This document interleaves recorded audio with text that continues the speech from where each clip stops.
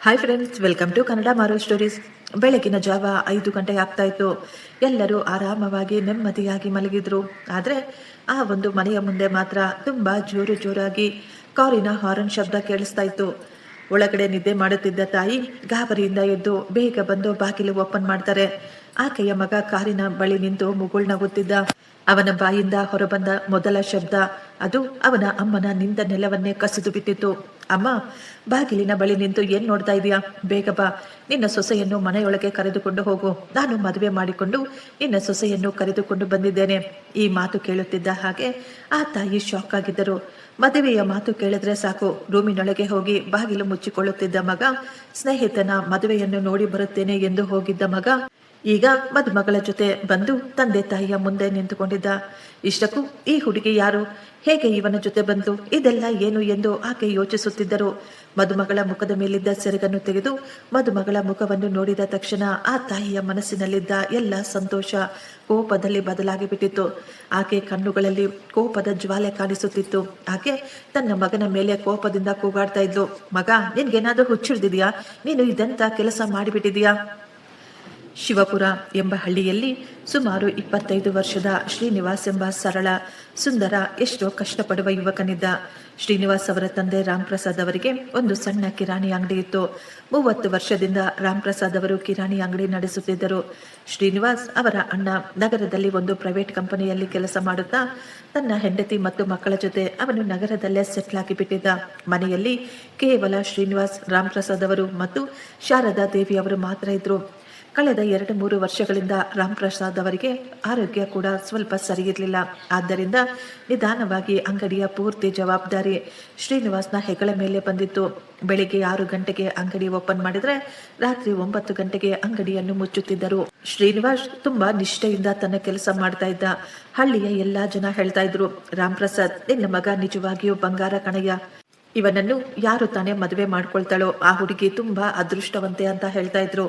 ಆ ಮಾತು ಕೇಳಿದಾಗ ಶಾಂತಿ ದೇವಿ ಅವರ ಮನಸ್ಸಿನಲ್ಲಿ ಒಂದೇ ಒಂದು ಕನಸು ಮೂಡಿತ್ತು. ಅದು ಶ್ರೀನಿವಾಸನ ಮದುವೆ. ಆಕೆ ಯಾವಾಗ್ಲೂ ಹೇಳ್ತಾ ಇದ್ರು, ಮಗ, ಈಗ ನೀನು ಮದುವೆ ಮಾಡಿಕೊಂಡು ಮನೆಗೆ ಹೊಸ ಸೊಸೆ ಬಂದ್ರೆ ನಮ್ಮ ಜೀವನಗಳು ಕೂಡ ಸಾರ್ಥಕವಾಗುತ್ತವೆ.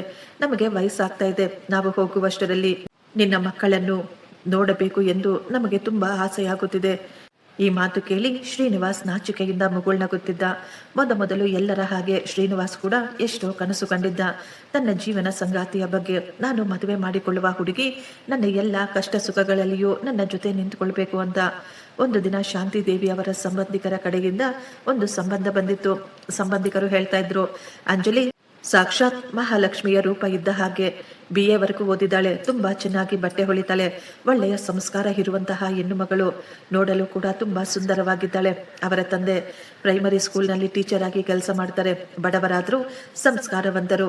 ಎಲ್ಲರೂ ಅಂದುಕೊಳ್ತಾ ಇದ್ರು, ಮುಂದಿನ ವಾರವೇ ಹುಡುಗಿಯನ್ನು ಒಮ್ಮೆ ನೋಡಿಕೊಂಡು ಬರೋಣ ಅಂತ. ಶ್ರೀನಿವಾಸ್ ಮನೆಯವರು ಅಂಜಲಿಯನ್ನು ನೋಡಲು ಅವರ ಮನೆಗೆ ಹೋದಾಗ ಅಂಜಲಿ ನೀಟಾಗಿ ರೆಡಿಯಾಗಿ ಎಲ್ಲರಿಗೂ ಕಾಫಿ ಮತ್ತು ತಿಂಡಿಯನ್ನು ತೆಗೆದುಕೊಂಡು ಬಂದು ಟೇಬಲ್ ಮೇಲೆ ಇಟ್ಲು. ತಿಳಿ ಗುಲಾಬಿ ಬಣ್ಣದ ಸೀರೆ, ಹಣೆಯ ಮೇಲೆ ಸಣ್ಣದಾದ ಒಂದು ಬಿಂದಿ, ಉದ್ದನೆಯ ಜೊಡೆ. ಅಂಜಲಿಯನ್ನು ಕಣ್ಣೆತ್ತಿ ನೋಡಿದ ಶ್ರೀನಿವಾಸ್ ಒಂದು ಕ್ಷಣ ಹಾಗೆಯೇ ಅವಳನ್ನು ನೋಡುತ್ತಲೇ ಕುಳಿತು ಬಿಟ್ಟಿದ್ದ. ಅವನ ಹೃದಯ ಬಡಿತ ಎಷ್ಟೊಂದು ಜೋರಾಗಿ ಬಿಟ್ಟಿತ್ತು ಅಂದ್ರೆ ಅಂಜಲಿ ಕೂಡ ತಲೆ ಎತ್ತಿ ಶ್ರೀನಿವಾಸ್ನನ್ನು ನೋಡ್ತಾಳೆ. ಇಬ್ಬರ ಕಣ್ಣುಗಳು ಒಬ್ಬರನ್ನೊಬ್ಬರು ನೋಡಿಕೊಂಡಿದ್ದವು. ಇಬ್ಬರು ತಕ್ಷಣ ನಾಚಿಕೆಯಿಂದ ತಲೆ ಬಗ್ಗಿಸಿಕೊಂಡಿದ್ದರು. ಆ ಒಂದು ಕ್ಷಣದಲ್ಲೇ 2 ಹೃದಯಗಳು ಶಾಶ್ವತವಾಗಿ ಒಂದಾಗಿದ್ದವು.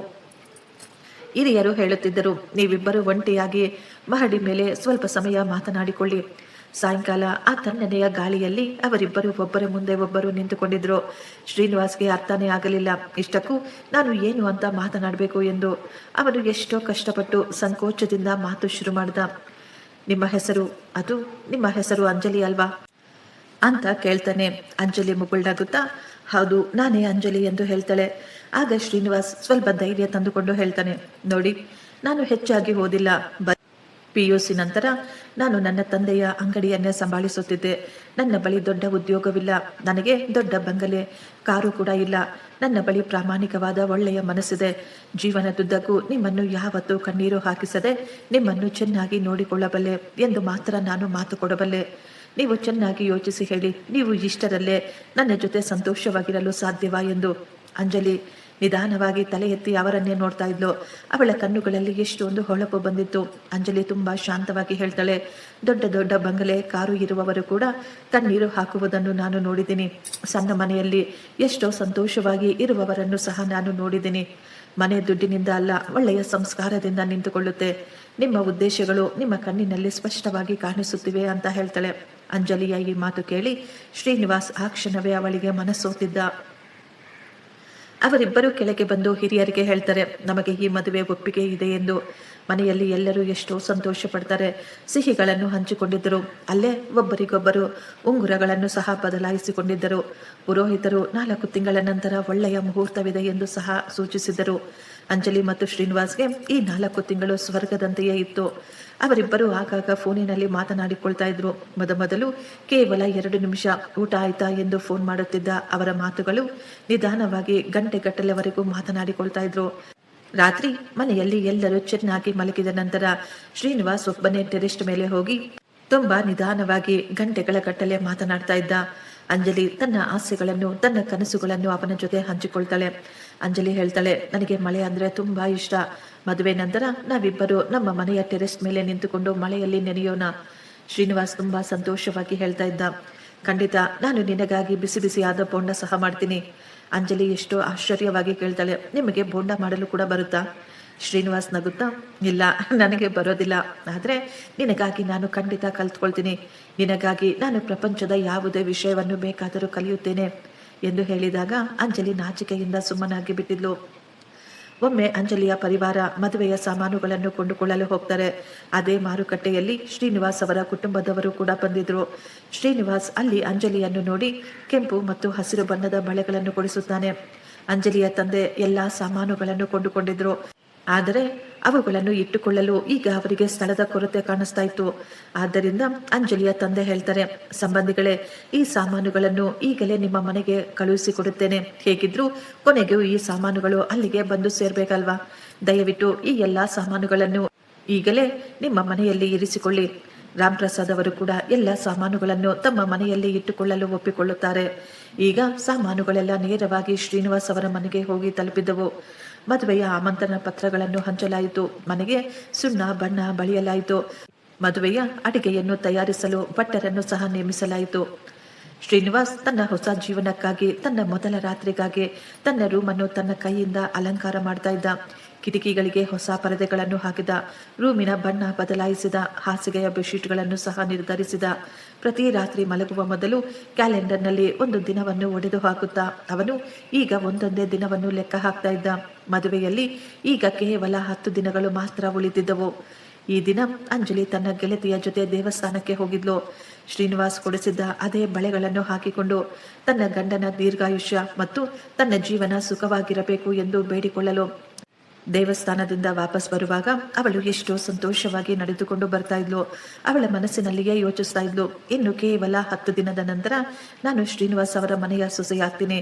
ಇನ್ನು ಕೇವಲ 10 ದಿನದಲ್ಲಿ ನನ್ನ ಮದುವೆ ಶ್ರೀನಿವಾಸ್ ಜೊತೆ ನಡೆಯುತ್ತೆ. ನನ್ನ ಜೀವನ ತುಂಬಾ ಸಂತೋಷವಾಗಿರುತ್ತೆ ಎಂದುಕೊಂಡು ನಡೆದುಕೊಂಡು ಹೋಗ್ತಾ ಇರಬೇಕಾದ್ರೆ ಇದ್ದಕ್ಕಿದ್ದ ಹಾಗೆ ಹಿಂದೆಯಿಂದ ಒಂದು ಟ್ರಕ್ಕು ತುಂಬಾ ಜೋರಾಗಿ ಬರ್ತಾ ಇತ್ತು. ಯಾರಾದರೂ ಏನಾದರೂ ಅರ್ಥ ಮಾಡಿಕೊಳ್ಳುವ ಮೊದಲೇ ಒಂದು ಭಯಾನಕವಾದ ದೊಡ್ಡ ಆಕ್ಸಿಡೆಂಟ್ ನಡೆದು ಹೋಗಿತ್ತು. ಅಂಜಲಿ ಅಲ್ಲೇ ರೋಡಿನ ಮಧ್ಯದಲ್ಲಿ ರಕ್ತದ ಮಡುವಿನಲ್ಲಿ ಬಿದ್ದು ಹೋಗಿದ್ಲು. ಅವಳ ಕಾಲುಗಳಿಂದ ಕೂಡ ರಕ್ತ ಹರಿಯುತ್ತಿತ್ತು. ಅವಳ ಕೈಯಲ್ಲಿದ್ದ ಪ್ರಸಾದವು ನೆಲದ ಮೇಲೆ ಹರಡಿಬಿಟ್ಟಿತ್ತು. ಶ್ರೀನಿವಾಸ್ ಕೊಡಿಸಿದಂತಹ ಆ ಕೆಂಪು ಹಸಿರು ಬಳೆಗಳು ಎಲ್ಲವೂ ಚೂರು ಚೂರಾಗಿ ನೆಲದ ಮೇಲೆ ಹರಡಿದ್ದವು. ಅಲ್ಲಿ ಸುತ್ತಮುತ್ತ ಇದ್ದ ಎಲ್ಲಾ ಜನ ತಕ್ಷಣ ಓಡಿ ಬಂದು ಅಂಜಲಿಯನ್ನು ಎತ್ತಿಕೊಂಡು ಆಸ್ಪತ್ರೆಗೆ ಓಡಿ ಹೋಗ್ತಾರೆ. ಅಂಜಲಿಯ ಕಾಲುಗಳಲ್ಲಿ 2 ಮೂಳೆಗಳು ಮುರಿದು ಹೋಗಿದ್ವು. ಅವಳಿಗೆ ಆಪರೇಷನ್ ಮಾಡಬೇಕಾದ ಪರಿಸ್ಥಿತಿ ಎದುರಾಗಿತ್ತು. ಅಂಜಲಿಯ ತಂದೆ ಶಿವಪ್ರಸಾದ್ ಅವರು ಆಸ್ಪತ್ರೆಯಲ್ಲಿ ನಿಂತು ಆ ದೇವರ ಮುಂದೆ ಕೈ ಜೋಡಿಸಿ ಒಂದೇ ಒಂದು ವಿಷಯ ಕೇಳ್ಕೊಳ್ತಾ ಇದ್ರು, ದೇವರೇ, ದಯವಿಟ್ಟು ನನ್ನ ಮಗಳನ್ನು ಕಾಪಾಡು.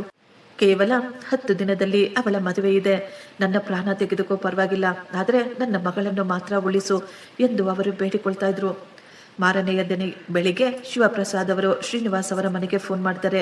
ಅವರು ಎಷ್ಟೋ ದುಃಖದಿಂದ ಹೇಳ್ತಾರೆ, ಸಂಬಂಧಿಗಳೇ, ಒಂದು ದೊಡ್ಡ ಅನಾಹುತ ನಡೆದು ಹೋಗಿದೆ. ದಯವಿಟ್ಟು ನೀವು ಆಸ್ಪತ್ರೆಗೆ ಬಂದು ಬಿಡಿ. ರಾಮ್ ಪ್ರಸಾದ್ ಅವರು ತಕ್ಷಣ ಒಂಟಿಯಾಗಿ ಆಸ್ಪತ್ರೆಗೆ ಹೋಗ್ತಾರೆ. ಅವರು ಹಾಸ್ಪಿಟಲ್ನ ಬೆಡ್ ಮೇಲೆ ಕಾಲು ಮುರಿದುಕೊಂಡು ಮಲಗಿದ್ದ ಅಂಜಲಿಯನ್ನು ನೋಡ್ತಾರೆ. ಅವಳ ಕಾಲುಗಳಿಗೆ ದೊಡ್ಡ ದೊಡ್ಡ ಪ್ಲಾಸ್ಟರ್ಗಳು. ಅಂಜಲಿಯ ಮುಖ ನೋವಿನಿಂದ ಬಿಳಿಚಿಕೊಂಡಿತ್ತು. ರಾಮ್ ಪ್ರಸಾದ್ ಅವರು ನೇರವಾಗಿ ಡಾಕ್ಟರ್ ಅನ್ನು ಭೇಟಿ ಮಾಡಲು ಹೋಗ್ತಾರೆ. ಡಾಕ್ಟರ್ ಹೇಳಿದ ಮಾತುಗಳನ್ನು ಕೇಳಿ ಅವರು ಒಂದು ದೊಡ್ಡ ಕಠಿಣವಾದ ನಿರ್ಧಾರ ತೆಗೆದುಕೊಂಡಿದ್ದರು. ಡಾಕ್ಟರ್ ಹೇಳ್ತಾರೆ, ಆಪರೇಷನ್ ಚೆನ್ನಾಗಿ ನಡೆದಿದೆ, ನಮ್ಮ ಪ್ರಯತ್ನವನ್ನು ನಾವು ಮಾಡುತ್ತೇವೆ, ಮಗಳು ಮೊದಲಿನಂತೆ ನಡೆಯುವ ಹಾಗೆ ಆದರೆ ತುಂಬಾ ಒಳ್ಳೆಯದು. ಆದರೆ ಸತ್ಯ ಏನು ಅಂದರೆ ಅವಳ ಕಾಲಿನ ಮೂಳೆಗಳು ಪೂರ್ತಿಯಾಗಿ ಮುರಿದು ಹೋಗಿದ್ವು. ಬಹುಶಃ ಪೂರ್ತಿಯಾಗಿ ಗುಣವಾಗಲು ಸುಮಾರು 6 ತಿಂಗಳಿಂದ 1 ವರ್ಷ ಬೇಕಾಗುತ್ತೆ. ಬಹುಶಃ ಸ್ವಲ್ಪ ಮಟ್ಟಿಗೆ ಕುಂಟುತ್ತಾ ನಡೆಯಲೂಬಹುದು. ನಾವು ಈಗಲೇ ಏನನ್ನೂ ಹೇಳಲು ಸಾಧ್ಯವಿಲ್ಲ ಎಂದು ಹೇಳ್ತಾರೆ. ಈ ಮಾತು ಕೇಳಿದ ತಕ್ಷಣ ಅವರ ಮುಖದ ಮೇಲಿದ್ದ ಭಾವನೆಗಳು ಬದಲಾಗಿ ಬಿಟ್ಟಿದ್ವು. ಅವರ ತಲೆಯಲ್ಲಿ ಈಗ ಪ್ರಶ್ನೆಗಳು ಓಡ್ತಾ ಇದ್ವು. ಏನು, ಅಂಗವಿಕಲ ಸೊಸೆನ, ಅಂಗವಿಕಲ ಹುಡುಗಿಯನ್ನು ಮದುವೆ ಮಾಡಿಕೊಂಡು ಬಂದ್ರೆ ಜನ ಎಲ್ಲ ನಮ್ಮ ಬಗ್ಗೆ ಏನು ಹೇಳ್ತಾರೆ? ಬಂಗಾರದಂತಹ ನನ್ನ ಮಗನಿಗೆ ಒಬ್ಬ ಕುಂಟಿ ಹೆಂಡತಿನ? ಇಲ್ಲ ಇಲ್ಲ, ಖಂಡಿತ ಸಾಧ್ಯವಿಲ್ಲ. ನಾನು ನನ್ನ ಮಗನ ಜೀವನವನ್ನು ಈ ರೀತಿ ಹಾಳಾಗಲು ಬಿಡುವುದಿಲ್ಲ. ರಾಮ್ ಪ್ರಸಾದ್ ಅವರು ಈಗ ನೇರವಾಗಿ ಶಿವಪ್ರಸಾದ್ ಅವರ ಬಳಿ ಹೋಗಿ ಹೇಳ್ತಾರೆ, ಶಿವಪ್ರಸಾದ್ ಅವರೇ, ದಯವಿಟ್ಟು ನಮ್ಮನ್ನು ಕ್ಷಮಿಸಿಬಿಡಿ, ಆದರೆ ಈ ಮದುವೆ ಇನ್ನೂ ನಡೆಯುವುದಿಲ್ಲ. ಸರಿಯಾಗಿ ನಡೆಯಲು ಸಾಧ್ಯವಾಗದ ಹುಡುಗಿಯ ಜೊತೆ ಮದುವೆ ಮಾಡಿ ನಾನು ನನ್ನ ಮಗನ ಜೀವನವನ್ನು ಹಾಳು ಮಾಡಲು ಸಾಧ್ಯವಿಲ್ಲ. ನಮ್ಮ ಮನೆಯಲ್ಲಿ ಇಟ್ಟಿರುವಂತಹ ನಿಮ್ಮ ಸಾಮಾನುಗಳನ್ನು ನಾನು ತಕ್ಷಣ ನಿಮ್ಮ ಮನೆಗೆ ಕಳುಹಿಸಿಕೊಡ್ತೀನಿ ಎಂದು ಹೇಳ್ತಾರೆ. ಈ ಮಾತು ಕೇಳುತ್ತಿದ್ದ ಹಾಗೆ ಶಿವಪ್ರಸಾದ್ ಅವರ ಕೈಕಾಲುಗಳು ನಡುಗಲು ಶುರುವಾದ್ವು. ಆ ವಯಸ್ಸಾದ ತಂದೆ ಕೈ ಜೋಡಿಸಿ ಬೇಳ್ಕೊಳ್ತಾ ಇದ್ರು. ಸಂಬಂಧಿಗಳೇ, ದಯವಿಟ್ಟು ಆ ರೀತಿ ಮಾಡಬೇಡಿ, ನನ್ನ ಮಗಳು ಖಂಡಿತ ವಾಸಿಯಾಗ್ತಾಳೆ. ಡಾಕ್ಟರ್ ಹೇಳಿದ್ದಾರೆ ಎಲ್ಲವೂ ಸರಿ ಹೋಗುತ್ತೆ ಎಂದು. ದಯವಿಟ್ಟು ನೀವು ಈ ರೀತಿ ಮಾಡಬೇಡಿ. ಇಷ್ಟಕ್ಕೂ ಇದರಲ್ಲಿ ನನ್ನ ಮಗಳ ತಪ್ಪೇನಿದೆ ಹೇಳಿ? ಮದುವೆಯ ಆಮಂತ್ರಣವನ್ನು ಎಲ್ಲರಿಗೂ ಕಳುಹಿಸಲಾಗಿದೆ. ಪೂರ್ತಿ ಹಳ್ಳಿಗೆ, ಸಂಬಂಧಿಕರಿಗೆ ಎಲ್ಲರಿಗೂ ಗೊತ್ತು. ಕೇವಲ 10 ದಿನದಲ್ಲಿ ನನ್ನ ಮಗಳ ಮದುವೆ ನಡೆಯುತ್ತೆ ಎಂದು. ಇಂತಹ ಸಮಯದಲ್ಲಿ ಮದುವೆ ನಿಂತರೆ ನನ್ನ ಗೌರವ ಹಾಳಾಗುತ್ತೆ ಅಂತ ಬೇಡಿಕೊಳ್ತಾ ಇದ್ರು. ಆದರೆ ರಾಮ್ ಪ್ರಸಾದ್ ಅವರ ಹೃದಯ ಈಗ ಕಲ್ಲಾಗಿ ಬಿಟ್ಟಿತ್ತು. ಅವರು ಹೇಳ್ತಾ ಇದ್ರು, ಇಲ್ಲ ಇಲ್ಲ, ಈಗ ಎಲ್ಲವೂ ತೀರ್ಮಾನ ಆಗ್ಬಿಟ್ಟಿದೆ. ನೀವು ನಿಮ್ಮ ಮಗಳಿಗೂ ಸಹ ಹೇಳ್ಬಿಡಿ, ನನ್ನ ಮಗನ ಯೋಚನೆಯನ್ನು ಅವಳ ಮನಸ್ಸಿನಿಂದ ತೆಗೆದುಹಾಕಲು ಎಂದು ಹೇಳುತ್ತಾ ಅವರು ಅಲ್ಲಿಂದ ಹೊರಟು ಹೋದ್ರು. ರಾಮ್ ಪ್ರಸಾದ್ ಅವರು ಆಸ್ಪತ್ರೆಯಿಂದ ಮನೆಗೆ ಬಂದಾಗ ಅವರ ತಲೆಯಲ್ಲಿ ಒಂದೇ ಒಂದು ಪ್ರಶ್ನೆ ಓಡ್ತಾ ಇತ್ತು. ಇಷ್ಟಕ್ಕೂ ಶ್ರೀನಿವಾಸ್ಗೆ ಈ ಸತ್ಯ ನಾನು ಹೇಗೆ ಹೇಳಬೇಕು? ಅವರಿಗೆ ಚೆನ್ನಾಗಿ ಗೊತ್ತು, ಒಂದು ವೇಳೆ ಶ್ರೀನಿವಾಸ್ಗೆ ಈ ಸತ್ಯ ಏನಾದರೂ ಗೊತ್ತಾದರೆ ಅಂಜಲಿಗೆ ಆಕ್ಸಿಡೆಂಟ್ ಆಗಿದೆ ಎಂದು. ಅವನು ಒಂದೇ ಒಂದು ಕ್ಷಣ ಕೂಡ ತಡ ಮಾಡದೆ ತಕ್ಷಣ ಆಸ್ಪತ್ರೆಗೆ ಓಡಿ ಹೋಗ್ತಾನೆ. ಬಹುಶಃ ಅವಳ ಜೊತೆನೆ ಮದುವೆ ಮಾಡಿಕೊಳ್ಳುತ್ತೇನೆ ಎಂದು ಹಠ ಕೂಡ ಹಿಡಿದುಕೊಳ್ತಾನೆ. ಆದ್ದರಿಂದಲೇ ಅವರು ತುಂಬಾ ಯೋಚಿಸಿ ಒಂದು ಕಥೆಯನ್ನು ರೆಡಿ ಮಾಡಿಕೊಂಡಿರ್ತಾರೆ. ರಾತ್ರಿ ಶ್ರೀನಿವಾಸ್ ಅಂಗಡಿಯಿಂದ ವಾಪಸ್ ಬಂದಾಗ ಮನೆಯ ಪರಿಸ್ಥಿತಿಗಳನ್ನು ನೋಡಿ ಅವನಿಗೆ ಅರ್ಥವಾಗಿ ಬಿಟ್ಟಿತ್ತು, ಇಲ್ಲಿ ಏನೋ ತೊಂದರೆ ನಡೆದಿದೆ ಎಂದು. ಹತ್ತು ಅಮ್ಮನ ಕಣ್ಣುಗಳು ಕೆಂಪಗಾಗಿ ಊದಿಕೊಂಡಿದ್ವು. ತಂದೆ ತುಂಬಾ ಗಂಭೀರವಾಗಿ ಕುಳಿತುಕೊಂಡಿದ್ದರು. ಶ್ರೀನಿವಾಸ್ ಎಷ್ಟೋ ಗಾಬರಿಯಿಂದ ಹೇಳ್ತಾನೆ, ಅಪ್ಪ ಏನಾಯ್ತು? ಎಲ್ಲ ಸರಿ ಇದೆ ತಾನೆ? ರಾಮ್ ಪ್ರಸಾದ್ ಅವರು ದೀರ್ಘವಾದ ಉಸಿರು ತೆಗೆದುಕೊಂಡು ತುಂಬಾ ಶಾಂತವಾಗಿ ಹೇಳ್ತಾರೆ, ಮಗ ನೀನು ಧೈರ್ಯವಾಗಿರು, ನಿನ್ನ ಮದುವೆ ಮುರಿದು ಬಿದ್ದಿದೆ. ಹುಡುಗಿಯ ಕಡೆಯವರು ಈ ಸಂಬಂಧವನ್ನು ನಿರಾಕರಿಸಿ ಬಿಟ್ಟಿದ್ದಾರೆ. ಅಂಜಲಿನೇ ಈ ಮದುವೆ ಬೇಡ ಎಂದು ನಿರಾಕರಿಸಿರುವುದು. ಅವಳು ಹೇಳ್ತಾ ಇದ್ಲು, ನನಗೆ ಈ ಸಂಬಂಧ ಇಷ್ಟವಿಲ್ಲ, ನಾನು ಶ್ರೀನಿವಾಸ್ ಜೊತೆ ಮದುವೆ ಮಾಡಿಕೊಳ್ಳೋದಿಲ್ಲ ಎಂದು. ಶ್ರೀನಿವಾಸ್ಗೆ ಅನ್ನಿಸ್ತಾ ಇತ್ತು, ಯಾರೋ ಅವನ ಹೃದಯವನ್ನು ಛಿದ್ರ ಮಾಡ್ತಾ ಇದ್ದಾರೆ ಅಂತ. ಅವನ ಕಾಲುಗಳಲ್ಲಿಯ ಶಕ್ತಿ ಕಳೆದುಕೊಂಡ ಹಾಗೆ ಅವನು ಅಲ್ಲೇ ನೆಲದ ಮೇಲೆ ಕುಸಿದು ಬಿದ್ದಿದ್ದ. ಏನು, ಅಂಜಲಿ ಮದುವೆಗೆ ನಿರಾಕರಿಸಿದಾಳ? ಇಲ್ಲ ಇಲ್ಲ ಅಪ್ಪ, ಆ ರೀತಿ ಆಗಲು ಸಾಧ್ಯವೇ ಇಲ್ಲ. ನಿನ್ನೆ ರಾತ್ರಿನೇ ತಾನೆ ನಾವು ಮಾತನಾಡಿಕೊಂಡೆವು. ಅವಳು ಹೇಳ್ತಾ ಇದ್ಲು. ಶ್ರೀನಿವಾಸ್ನ ಧ್ವನಿಯಲ್ಲಿ ಎಷ್ಟೊಂದು ದುಃಖ ತುಂಬಿಕೊಂಡಿತ್ತು. ಅವನ ಬಾಯಿಂದ ಮಾತೇ ಹೊರಗೆ ಬರ್ತಾ ಇರಲಿಲ್ಲ. ಅಷ್ಟರಲ್ಲೇ ರಾಮ್ ಪ್ರಸಾದ್ ಅವರು ಹೇಳ್ತಾರೆ, ಮಗ ನೀನು ಧೈರ್ಯವಾಗಿರಬೇಕು, ಈ ಹೆಣ್ಣು ಮಕ್ಕಳನ್ನು ನಂಬಲೇ ಸಾಧ್ಯವಾಗೋದಿಲ್ಲ. ಬಹುಶಃ ಅವಳಿಗೆ ಬೇರೆ ಇನ್ಯಾರಾದರೂ ಇಷ್ಟವಾಗಿರಬಹುದೋ ಏನೋ. ಆದರೆ ಶ್ರೀನಿವಾಸ್ ಮಾತ್ರ ತಕ್ಷಣ ಹೇಳ್ತಾನೆ, ಇಲ್ಲ ಇಲ್ಲ, ಆ ರೀತಿ ಆಗಲು ಸಾಧ್ಯವೇ ಇಲ್ಲ. ನಾನೇ ಖುದ್ದು ಅವಳ ಜೊತೆ ಮಾತನಾಡುತ್ತೇನೆ. ನಾನು ಈಗಲೇ ಈ ಕ್ಷಣವೇ ಅಂಜಲಿಯ ಮನೆಗೆ ಹೋಗಿ ಬರ್ತೀನಿ ಎಂದು ಅವನು ತಕ್ಷಣ ಎದ್ದು ನಿಂತ್ಕೊಳ್ತಾನೆ. ಆಗ ರಾಮ್ ಪ್ರಸಾದ್ ಅವರು ಇನ್ನೊಂದು ತುಂಬಾ ದೊಡ್ಡ ಸುಳ್ಳನ್ನು ಹೇಳಿಬಿಟ್ಟಿದ್ರು. ಶ್ರೀನಿವಾಸ್ ಹುಷಾರ್, ಅಲ್ಲಿಗೆ ಹೋಗುತ್ತೇನೆ ಎಂದು ನೀನು ಯೋಚಿಸಲೂಬಾರದು. ಆ ಹುಡುಗಿ ಖಂಡಿತವಾಗಿ ಹೇಳ್ಬಿಟ್ಟಿದ್ದಾಳೆ, ನನ್ನ ಮದುವೆಯನ್ನು ಅವನ ಜೊತೆ ಬಲವಂತವಾಗಿ ಮಾಡಿದ್ರೆ ನಾನು ವಿಷ ತೆಗೆದುಕೊಂಡು ಆತ್ಮಹತ್ಯೆ ಮಾಡಿಕೊಳ್ತೀನಿ ಅಂತ. ನಿನಗೆ ಅರ್ಥವಾಗ್ತಾ ಇದೆಯಾ? ನಿನ್ನಿಂದ ಒಬ್ಬ ಅಮಾಯಕ ಹೆಣ್ಣು ಮಗುವಿನ ಜೀವ ಹೊರಟು ಹೋಗುತ್ತೆ. ಅವಳ ಜೀವ ಹೋಗಬೇಕು ಅಂತ ನೀನು ಬಯಸುತ್ತಿದ್ದೀಯಾ? ತಂದೆಯ ಬಾಯಿಂದ ಬಂದಂತಹ ಈ ಮಾತುಗಳನ್ನು ಕೇಳಿ ಶ್ರೀನಿವಾಸ್ನ ನಿಂತ ನೆಲವೇ ಕುಸಿದಂತೆ ಆಗಿಬಿಟ್ಟಿತ್ತು. ಯಾವ ಹುಡುಗಿಯನ್ನು ಅವನು ತನ್ನ ಜೀವಕ್ಕಿಂತ ಹೆಚ್ಚಾಗಿ ಪ್ರೀತಿ ಮಾಡಿದ್ನೋ ಅವಳು ಅವನನ್ನು ಮದುವೆ ಮಾಡಿಕೊಳ್ಳುವುದಕ್ಕಿಂತ ಸಾಯುವುದೇ ಉತ್ತಮ ಎಂದು ಭಾವಿಸಿದ್ದಳು. ಶ್ರೀನಿವಾಸ್ನ ಕಣ್ಣುಗಳಿಂದ ಸತತವಾಗಿ ಕಣ್ಣೀರು ಬರ್ತಾ ಇತ್ತು. ಅವನು ಏನು ಮಾತನಾಡದೆ ಸೈಲೆಂಟ್ ಆಗಿ ತನ್ನ ರೂಮಿಗೆ ಹೋಗಿ ಬಾಗಿಲನ್ನು ಬಂದ್ ಮಾಡಿಕೊಂಡು ಆ ರಾತ್ರಿಯೆಲ್ಲ ಅವನು ಎಷ್ಟೊಂದು ಅತ್ತಿದ್ದ ಅಂದರೆ ಜೀವನವೆಲ್ಲ ಯಾವತ್ತೂ ಅವನು ಅಷ್ಟು ಅತ್ತಿರಲಿಲ್ಲ ಅನ್ಸುತ್ತೆ. ಆಸ್ಪತ್ರೆಯ ಬೆಡ್ ಮೇಲೆ ಮಲಗಿದ್ದ ಅಂಜಲಿಗೆ ಹೇಳಲಾಯಿತು. ಶಿವಪ್ರಸಾದ್ ಅವರು ಅಳುತ್ತಾ ತಮ್ಮ ಮಗಳಿಗೆ ಹೇಳ್ತಾರೆ, ಮಗಳೇ, ಶ್ರೀನಿವಾಸ್ ಅವರ ತಂದೆ ಇಲ್ಲಿಗೆ ಬಂದಿದ್ರು. ಅವರು ಈ ಸಂಬಂಧವನ್ನು ಮುರಿದು ಹಾಕಿದ್ದಾರೆ. ಅವರು ಹೇಳ್ತಾ ಇದ್ರು, ನನ್ನ ಮಗ ಕುಂಟಿ ಹುಡುಗಿಯನ್ನು ಯಾವತ್ತೂ ಮದುವೆ ಮಾಡಿಕೊಳ್ಳೋದಿಲ್ಲ. ಅಂಜಲಿ ತಕ್ಷಣ ಹೇಳ್ತಾಳೆ, ಮತ್ತೆ ಶ್ರೀನಿವಾಸ್ ಅವರು ಏನು ಹೇಳಿದ್ರು? ಅವರು ಏನೂ ಹೇಳಲಿಲ್ವಾ? ಅವರು ಒಂದೇ ಒಂದು ಬಾರಿ ಕೂಡ ನನ್ನನ್ನು ನೋಡಲು ಕೂಡ ಬರಲಿಲ್ವಾ ಅಂತ ಕೇಳ್ತಾ ಇದ್ಲು. ಆದರೆ ಶಿವಪ್ರಸಾದ್ ಅವರು ಮಾತ್ರ ಮೌನವಾಗಿ ಕಣ್ಣೀರು ಹಾಕ್ತಾ ಇದ್ರು. ತಂದೆಯ ಈ ಮೌನವನ್ನು ಅಂಜಲಿ ಶ್ರೀನಿವಾಸ್ನ ಒಪ್ಪಿಗೆ ಎಂದೇ ಭಾವಿಸಿ ಬಿಡ್ತಾಳೆ. ಆ ರಾತ್ರಿ ಆಸ್ಪತ್ರೆಯ ಬೆಡ್ ಮೇಲೆ ಕಾಲು ಮುರಿತದ ನೋವಿಗಿಂತಲೂ ಅವಳ ಹೃದಯ ಮುರಿದ ನೋವು ತುಂಬಾ ಹೆಚ್ಚಾಗಿತ್ತು. ಶ್ರೀನಿವಾಸ್ ಕೊಡಿಸಿದ ಆ ಕೆಂಪು ಬಳೆಗಳು ಆಕ್ಸಿಡೆಂಟ್ ಸಮಯದಲ್ಲಿ ರಸ್ತೆಗಳಲ್ಲಿ ಎಲ್ಲವೂ ಬಿದ್ದು ಹೊಡೆದು ಹೋಗಿದ್ವು. ಆ ಬಳೆಗಳ ಒಂದು ತುಂಡನ್ನು ಸ್ನೇಹಿತೆ ತೆಗೆದುಕೊಂಡು ಬಂದಿದ್ಲು. ಅಂಜಲಿ ಆ ಬಳೆಗಳನ್ನು ಕೈಯಲ್ಲಿ ಹಿಡಿದುಕೊಂಡು ತುಂಬಾ ಸಮಯ ಆಳ್ತಾ ಇದ್ಲು. ಕೇವಲ ಇಷ್ಟು ಚಿಕ್ಕ ವಿಷಯಕ್ಕೆ ನಿಮ್ಮ ಪ್ರೀತಿ ಸೋತು ಹೋಯ್ತಾ ಎಂದು ಅಂಜಲಿ ರಾತ್ರಿಯೆಲ್ಲ ಅಳ್ತಿದ್ದಳು. ಒಂದು ಸುಳ್ಳು ಶ್ರೀನಿವಾಸ್ಗೆ ಹೇಳಲಾಗಿತ್ತು. ಅಂಜಲಿ ನಿನ್ನನ್ನು ಬೇಡ ಅಂದುಕೊಂಡಿದ್ದಾಳೆ. ಇನ್ನೊಂದು ಸುಳ್ಳು ಅಂಜಲಿಗೆ ಹೇಳಲಾಯಿತು. ಶ್ರೀನಿವಾಸ್ ನಿನ್ನನ್ನು ಬೇಡ ಅಂದುಕೊಂಡಿದ್ದಾನೆ. ಸತ್ಯ ಕೇವಲ ಆ ತಂದೆಯ ಮನಸ್ಸಿನಲ್ಲಿ ಮಾತ್ರ ಅಡಗಿತ್ತು. ಆ ತಂದೆಯ ಒಂದೇ ಒಂದು ಸುಳ್ಳು ಎರಡು ಪವಿತ್ರವಾದ ಮನಸ್ಸುಗಳ ಪ್ರೀತಿಯನ್ನು ಕೊಂದು ಹಾಕಿತ್ತು. ಸಮಯ ತುಂಬಾ ಬೇಗ ಕಳೆಯುತ್ತಿತ್ತು. ಆದರೆ ಶ್ರೀನಿವಾಸ್ನ ಜೀವನ ಮಾತ್ರ ಅಲ್ಲೇ ನಿಂತು ಹೋಗಿತ್ತು.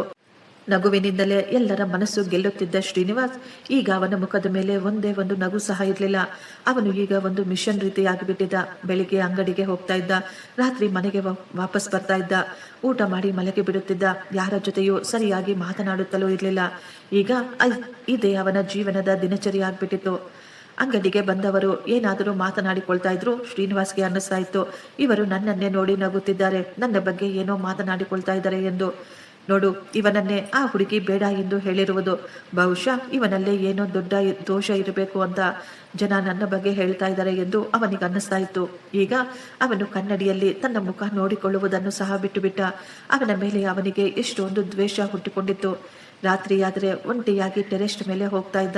ಆಕಾಶದ ಕಡೆಗೆ ನೋಡುತ್ತಾ ತನ್ನ ಮನಸ್ಸಿಗೆ ಕೇಳಿಕೊಳ್ತಾ ಇದ್ದ, ಅಂಜಲಿ, ಇಷ್ಟಕ್ಕೂ ನನ್ನಲ್ಲಿ ಏನು ದೋಷ ಇದೆ? ಒಂದೇ ಒಂದು ಬಾರಿ ನನಗೆ ಹೇಳಬಹುದಾಗಿತ್ತಲ್ವಾ ಎಂದು ಅವನ ಕಣ್ಣೀರು ಹಾಕ್ತಾ ಇದ್ದ. ಶಾಂತಿದೇವಿ ಅವರು ಮಗನ ಈ ಸ್ಥಿತಿ ನೋಡಿ ಕಣ್ಣೀರು ಹಾಕ್ತಾ ಇದ್ರು. ಆಕೆ ಎಷ್ಟೋ ಬಾರಿ ಹೇಳ್ತಾ ಇದ್ರು, ಮಗ, ನೀನು ಹೂವನ್ನು ಸಾಕು, ಬೇರೆ ಇನ್ನೊಬ್ಬ ಹುಡುಗಿಯ ಜೊತೆ ನಿನ್ನ ಮದುವೆಯನ್ನು ಅದ್ದೂರಿಯಾಗಿ ಮಾಡುತ್ತೇನೆ. ನಿನಗಾಗಿ ಹುಡುಗಿಯರು ಲೈನ್ನಲ್ಲಿ ನಿಂತುಕೊಂಡಿರ್ತಾರೆ.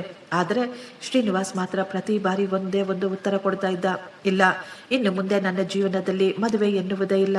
ಇನ್ನು ಮುಂದೆ ನೀವು ಮದುವೆಯ ಬಗ್ಗೆ ನನ್ನ ಬಳಿ ಮಾತನಾಡಬೇಡಿ. ಒಂದು ಬಾರಿ ಮನಸ್ಸಿನಲ್ಲಿ ಯಾರಾದರೂ ಸೇರಿಬಿಟ್ರೆ ಮುಗಿದು ಹೋಯಿತು. ಇನ್ನೊಬ್ಬರು ಅಲ್ಲಿ ಬರಲು ಸಾಧ್ಯವೇ ಇಲ್ಲ. ಅವನ ಅಮ್ಮ ಏನಾದರೂ ಹಠ ಮಾಡಿದ್ರೆ ನನಗೆ ಸ್ವಲ್ಪ ಸಮಯ ಬೇಕು ಅಂತ ಹೇಳ್ತಾ ಇದ್ದ. ಅಂಜಲಿಯ ಜೀವನ ಕೂಡ ನರಕದ ರೀತಿ ಆಗ್ಬಿಟ್ಟಿತ್ತು. ಎಷ್ಟೋ ತಿಂಗಳು ಅವಳು ಹಾಸಿಗೆಯ ಮೇಲೆ ಇದ್ಲು. ನಂತರ ವಾಕರ್ ಸಹಾಯದಿಂದ ನಡೆಯಲಾರಂಭಿಸಿದಳು. ನಂತರ ತಂದೆ ತಾಯಿಯ ಆಸರೆಯೊಂದಿಗೆ ಒಂದೊಂದೇ ಹೆಜ್ಜೆ ಇಡ್ತಾ ಇದ್ಲು. ಪ್ರತಿಯೊಂದು ಹೆಜ್ಜೆಯಲ್ಲಿಯೂ ಇಷ್ಟೊಂದು ನೋವು ತುಂಬಿಕೊಂಡಿತ್ತು. ಶರೀರದ ನೋವಿಗಿಂತಲೂ ಮನಸ್ಸಿನ ಮೇಲೆ ಆದಂತಹ ಗಾಯ, ನೋವು ತುಂಬಾ ಹೆಚ್ಚಾಗಿತ್ತು. ಎಲ್ಲದಕ್ಕಿಂತ ಹೆಚ್ಚಾಗಿ ಸಂಬಂಧಿಕರ ಮಾತುಗಳೇ ಅವಳಿಗೆ ನೋವು ಕೊಡುತ್ತಿತ್ತು. ಪಾಪ, ಅಮಾಯಕ ಹೆಣ್ಣು, ಇವಳ ಮದುವೆ ಮುರಿದು ಹೋಯಿತು. ಈಗ ಈ ಕುಂಟಿಯನ್ನು ಯಾರು ತಾನೇ ಮದುವೆ ಮಾಡ್ಕೊಳ್ತಾರೆ ಅಂತ ಹೇಳ್ತಾ ಇದ್ರು. ಇನ್ನು ಕೆಲವರು ಬಹುಶಃ ವರದಕ್ಷಿಣೆ ಕಡಿಮೆಯಾಗಿರಬೇಕು, ಆದ್ದರಿಂದಲೇ ಹುಡುಗನ ಕಡೆಯವರು ಮದುವೆ ಮುರಿದು ಹಾಕಿದ್ದಾರೆ ಎಂದು ಹೇಳ್ತಾ ಇದ್ರು. ಆದರೆ ಅಂಜಲಿ ಮಾತ್ರ ಎಲ್ಲವನ್ನೂ ಕೇಳಿಸಿಕೊಂಡು ಮುರಿದ ಬಳೆಯ ಚೂರುಗಳನ್ನು ಹಿಡಿದುಕೊಂಡು ಮೌನವಾಗಿ ಕಣ್ಣೀರು ಹಾಕುತ್ತಿದ್ದಳು. ಶಂಕರ್ ಶ್ರೀನಿವಾಸನ ಬಾಲ್ಯದ ಗೆಳೆಯ. ಇಬ್ಬರು ಒಂದೇ ಸ್ಕೂಲಿನಲ್ಲೇ ಓದಿದ್ರು, ಒಂದೇ ತಟ್ಟೆಯಲ್ಲೇ ಊಟ ಮಾಡುತ್ತಿದ್ದರು. ಇಬ್ಬರು ಚಡ್ಡಿ ದೋಸ್ತುಗಳಂತೆ ಇದ್ರು. ಶಂಕರ್ ಬೇರೆ ಕಡೆ ಒಂದು ಮೊಬೈಲ್ ಅಂಗಡಿಯನ್ನು ನಡೆಸುತ್ತಿದ್ದ. ಆದರೆ ಅವರ ಸ್ನೇಹ ಮಾತ್ರ ಈಗಲೂ ಅದೇ ರೀತಿಯೇ ಇತ್ತು. ಶಂಕರ್ಗೆ ಈಗ ಮದುವೆ ಫಿಕ್ಸ್ ಆಗಿತ್ತು. ಶಂಕರ್ ತುಂಬಾ ದಿನದಿಂದ ಗಮನಿಸುತ್ತಿದ್ದ ತನ್ನ ಬಾಲ್ಯದ ಗೆಳೆಯ ಈಗ ಒಂದು ಜೀವಂತ ಶವದ ರೀತಿ ಆಗ್ಬಿಟ್ಟಿದ್ದಾನೆ ಎಂದು. ಒಂದು ದಿನ ಸಾಯಂಕಾಲ ಶಂಕರ್ ನೇರವಾಗಿ ಶ್ರೀನಿವಾಸ್ ಬಳಿ ಹೋಗ್ತಾನೆ. ಅಂಗಡಿಯಲ್ಲಿ ಏನೋ ಕಳೆದುಕೊಂಡವನ ರೀತಿ ಮೌನವಾಗಿ ಕುಳಿತಿದ್ದ ಶ್ರೀನಿವಾಸ್ನನ್ನು ನೋಡಿ ಶಂಕರ್ ಕೇಳ್ತಾನೆ, ಹೇ ಗೆಳೆಯ, ನಿನಗೆ ಏನಾಗೋಗಿದೆಯೋ? ನೀನು ಯಾಕೆ ಈ ರೀತಿ ಆಗಿದ್ದೀಯಾ? ದಾಡಿ ಬೆಳೆಸಿಕೊಂಡು ಮುಖವೆಲ್ಲ ಈ ರೀತಿ ಸಪ್ಪಗೆ ಇಟ್ಕೊಂಡು ಒಳ್ಳೆಯ ದೇವದಾಸನ ರೀತಿ ಕಾಣಿಸುತ್ತಿದೆಯಾ? ಇಷ್ಟಕ್ಕೂ ಏನಾಯ್ತು ನಿನಗೆ? ಆದರೆ ಶ್ರೀನಿವಾಸ್ ಮಾತ್ರ ಒಂದು ಸಣ್ಣ ಮುಗುಳ್ನಗೆಯಿಂದ ಹೇಳ್ತಾನೆ, ಏನೂ ಇಲ್ಲ ಮಗ, ಕೇವಲ ಸ್ವಲ್ಪ ಕೆಲಸ ಜಾಸ್ತಿ ಆಗಿದೆ ಅಷ್ಟೇ. ನೀನು ನನ್ನ ಗೆಳೆಯ ಕಣೋ. ನೀನು ಈ ಕೆಲಸದ ಕಾರಣವನ್ನು ನನ್ನ ಬಳಿ ಹೇಳಬೇಡ. ನಿನ್ನ ಮುಖ, ನಿನ್ನ ಕಣ್ಣು ನೋಡಿದ ತಕ್ಷಣ ನನಗೆಲ್ಲವೂ ಅರ್ಥವಾಗುತ್ತೆ.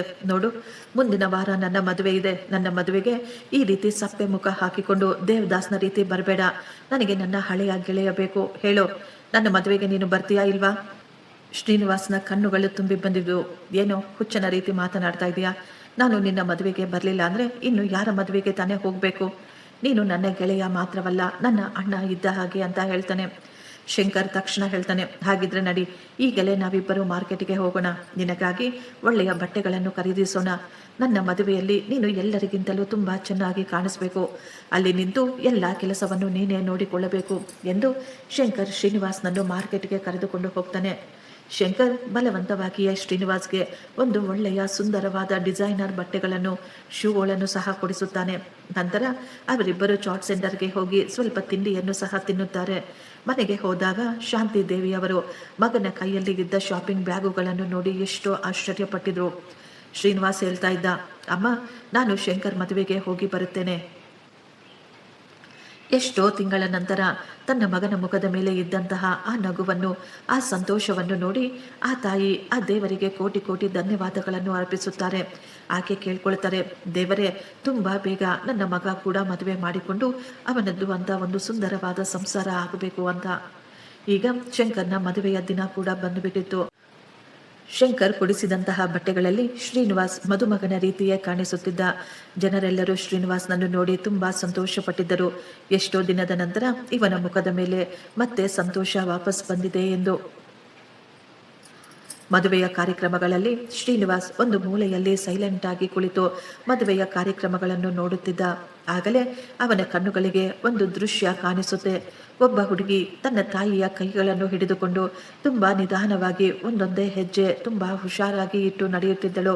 ಅವಳು ನಡೆಯುತ್ತಿರುವುದನ್ನು ದೂರದಿಂದಲೇ ನೋಡಿದ್ರೂ ಹೇಳಬಹುದಾಗಿತ್ತು ಅವಳ ಕಾಲುಗಳಲ್ಲಿ ಏನೋ ತೊಂದರೆ ಇದೆ ಎಂದು. ಶ್ರೀನಿವಾಸ್ ಒಂದು ಕ್ಷಣ ಅವಳ ನಡಿಗೆಯನ್ನು, ಅವಳನ್ನು ನೋಡಿ ಪಕ್ಕಕ್ಕೆ ತಿರುಗಿಕೊಳ್ತಾನೆ. ಇದ್ದಕ್ಕಿದ್ದ ಹಾಗೆ ಅವನಿಗೆ ಕರೆಂಟು ಶಾಕ್ ಹೊಡೆದ ಹಾಗೆ ಆಗ್ಬಿಟ್ಟಿತ್ತು. ಅವನು ತಕ್ಷಣ ಮತ್ತೆ ತಿರುಗಿ ಆ ಮುಖವನ್ನೇ ನೋಡುತ್ತಿದ್ದ.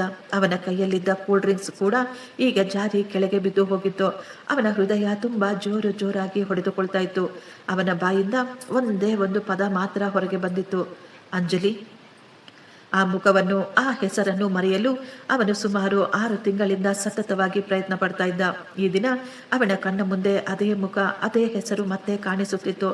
ಶ್ರೀನಿವಾಸ್ ಎಷ್ಟೋ ಆಶ್ಚರ್ಯದಿಂದ ಇವಳು ಇಲ್ಲಿ ಹೇಗೆ ಎಂದು ಯೋಚಿಸುತ್ತಾನೆ. ಶಂಕರ್ನ ಮದುಮಗಳು ಮತ್ತು ಅಂಜಲಿ ಇಬ್ಬರು ಒಂದೇ ಊರಿನವರಾಗಿದ್ರು.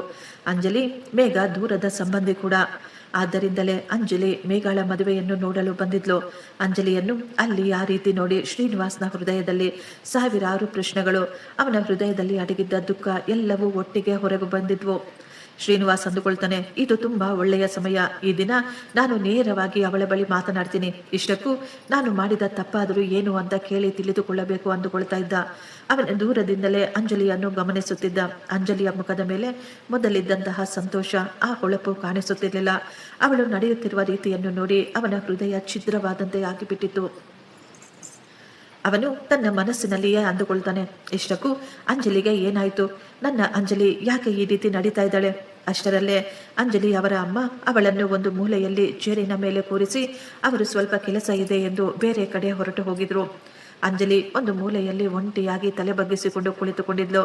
ಶ್ರೀನಿವಾಸ್ ಭಾರವಾದ ಹೆಜ್ಜೆಗಳಿಂದ ಅಂಜಲಿಯ ಬಳಿ ಹೋಗ್ತಾನೆ. ಅವನು ಹಿಂದೆಯಿಂದ ಅಂಜಲಿ ಎಂದು ಕರೆಯುತ್ತಾನೆ. ಆ ಒಂದು ಧ್ವನಿಯನ್ನು ಕೇಳಿ ಅಂಜಲಿ ಬೆಚ್ಚಿ ಬಿದ್ದಿದ್ಲು. ಆ ಒಂದು ಧ್ವನಿ ಅವಳು ಸಾವಿರಾರು ಜನರ ಮಧ್ಯೆ ಕೂಡ ಗುರುತಿಸಬಲ್ಲಳು. ಅಂಜಲಿ ನಿಧಾನವಾಗಿ ತಲೆ ಎತ್ತಿ ನೋಡಿದಾಗ ಅವಳ ಮುಂದೆ ಶ್ರೀನಿವಾಸ್ ನಿಂತುಕೊಂಡಿದ್ದ. ಶ್ರೀನಿವಾಸ್ನನ್ನು ನೋಡಿದ ತಕ್ಷಣ ಅವಳಿಗೆ ಗೊತ್ತಿಲ್ಲದ ಹಾಗೆ ಅವಳ ಕಣ್ಣುಗಳಿಂದ ನೀರು ಬರಲು ಶುರುವಾಯಿತು. ಶ್ರೀನಿವಾಸ್ನ ಒಳಗಡೆ ಇದ್ದಂತಹ ಎಲ್ಲ ನೋವು ಈಗ ಕೋಪದ ರೂಪದಲ್ಲಿ ಹೊರಗೆ ಬಂದು ಬಿಟ್ಟಿತ್ತು. ಅವನು ತಕ್ಷಣ ಕೋಪವಾಗಿ ಹೇಳ್ತಾನೆ, ನಿನ್ನ ಕಣ್ಣುಗಳಲ್ಲಿ ನೀರು ಯಾತಕ್ಕಾಗಿ? ಈ ಕಣ್ಣೀರನ್ನು ಯಾರಿಗೆ ತೋರಿಸ್ಬೇಕು ಅಂತ? ನೀನೇ ಖುದ್ದು ಬಿಟ್ಟು ಬಿಟ್ಟವನ ಮುಂದೆ ಕಣ್ಣೀರು ಹಾಕುವ ಅವಶ್ಯಕತೆ ಏನಿದೆ? ಮದುವೆಗೆ 10 ದಿನದ ಮೊದಲು ನೀನು ನನ್ನನ್ನು ಬೇಡ ಎಂದು ಹೇಳಿಬಿಟ್ಟೆ. ನಿನಗೆ ಗೊತ್ತಾ ಆ ಸಮಯದಲ್ಲಿ ನನ್ನ ಪರಿಸ್ಥಿತಿ ಏನಾಗಿತ್ತು ಅಂತ? ಇಷ್ಟಕ್ಕೂ ನನ್ನ ಮುಖ ಚೆನ್ನಾಗಿಲ್ವಾ? ನನ್ನ ನಡತೆ ಸರಿ ಇಲ್ವಾ? ನನ್ನ ಬಳಿ ದುಡ್ಡಿರ್ಲಿಲ್ವಾ? ಒಂದೇ ಒಂದು ಬಾರಿ ಬಾಯಿ ಬಿಟ್ಟು ಹೇಳಿದ್ದಿದ್ರೆ ನನಗೆ ನಾನೇ ಹಿಂದೆ ಹೊರಟು ಹೋಗ್ತಾ ಇದ್ದೆ. ಅದು ಬಿಟ್ಟು ಅವನ ಜೊತೆ ಮದುವೆ ಮಾಡಿದ್ರೆ ನಾನು ವಿಷ ಕುಡಿತೀನಿ ಅಂತ ಹೇಳ್ತೀಯ? ನಾನಂದ್ರೆ ನಿನಗೆ ಅಷ್ಟೊಂದು ದ್ವೇಷನಾ? ಈ ಮಾತುಗಳನ್ನು ಕೇಳಿ ಅಂಜಲಿ ಶಾಕ್ ಆಗಿ ಬಿಟ್ಟಿದ್ದಳು. ಅಂಜಲಿಗೆ ಏನೂ ಅರ್ಥನೇ ಆಗ್ತಾ ಇಲ್ಲ. ಅವಳು ಗಾಬರಿಯಿಂದ ನಡುಗುವ ಧ್ವನಿಯಲ್ಲೇ ಹೇಳ್ತಾಳೆ, ನೀವು ನೀವು ಇದೇನಂತ ಹೇಳ್ತಾ ಇದ್ದೀರಾ? ಏನು, ನಾನು ನಿಮ್ಮನ್ನು ಬೇಡ ಅಂತ ಹೇಳಿದ್ನಾ? ನಿಮಗೇನಾದರೂ ತಲೆಗಿಲೆ ಕೆಟ್ಟಿದ್ಯಾ? ನನ್ನನ್ನು ಬೇಡ ಅಂದುಕೊಂಡಿದ್ದು ನೀವು, ನಮ್ಮ ಮದುವೆಯನ್ನು ಮುರಿದಿದ್ದು ನೀವು.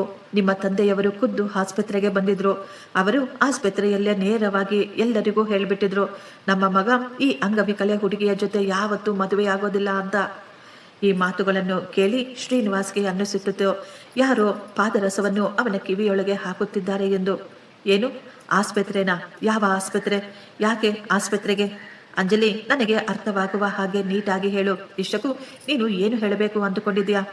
ಆಗ ಅಂಜಲಿ ಕಳೆದ 6 ತಿಂಗಳಿಂದ ಅವಳ ಒಳಗೆ ಅಡಗಿದ್ದ ಎಲ್ಲ ನೋವು, ದುಃಖ ಎಲ್ಲವನ್ನು ಅವನ ಮುಂದೆ ಹೇಳಿಬಿಟ್ಟಿದ್ಲು.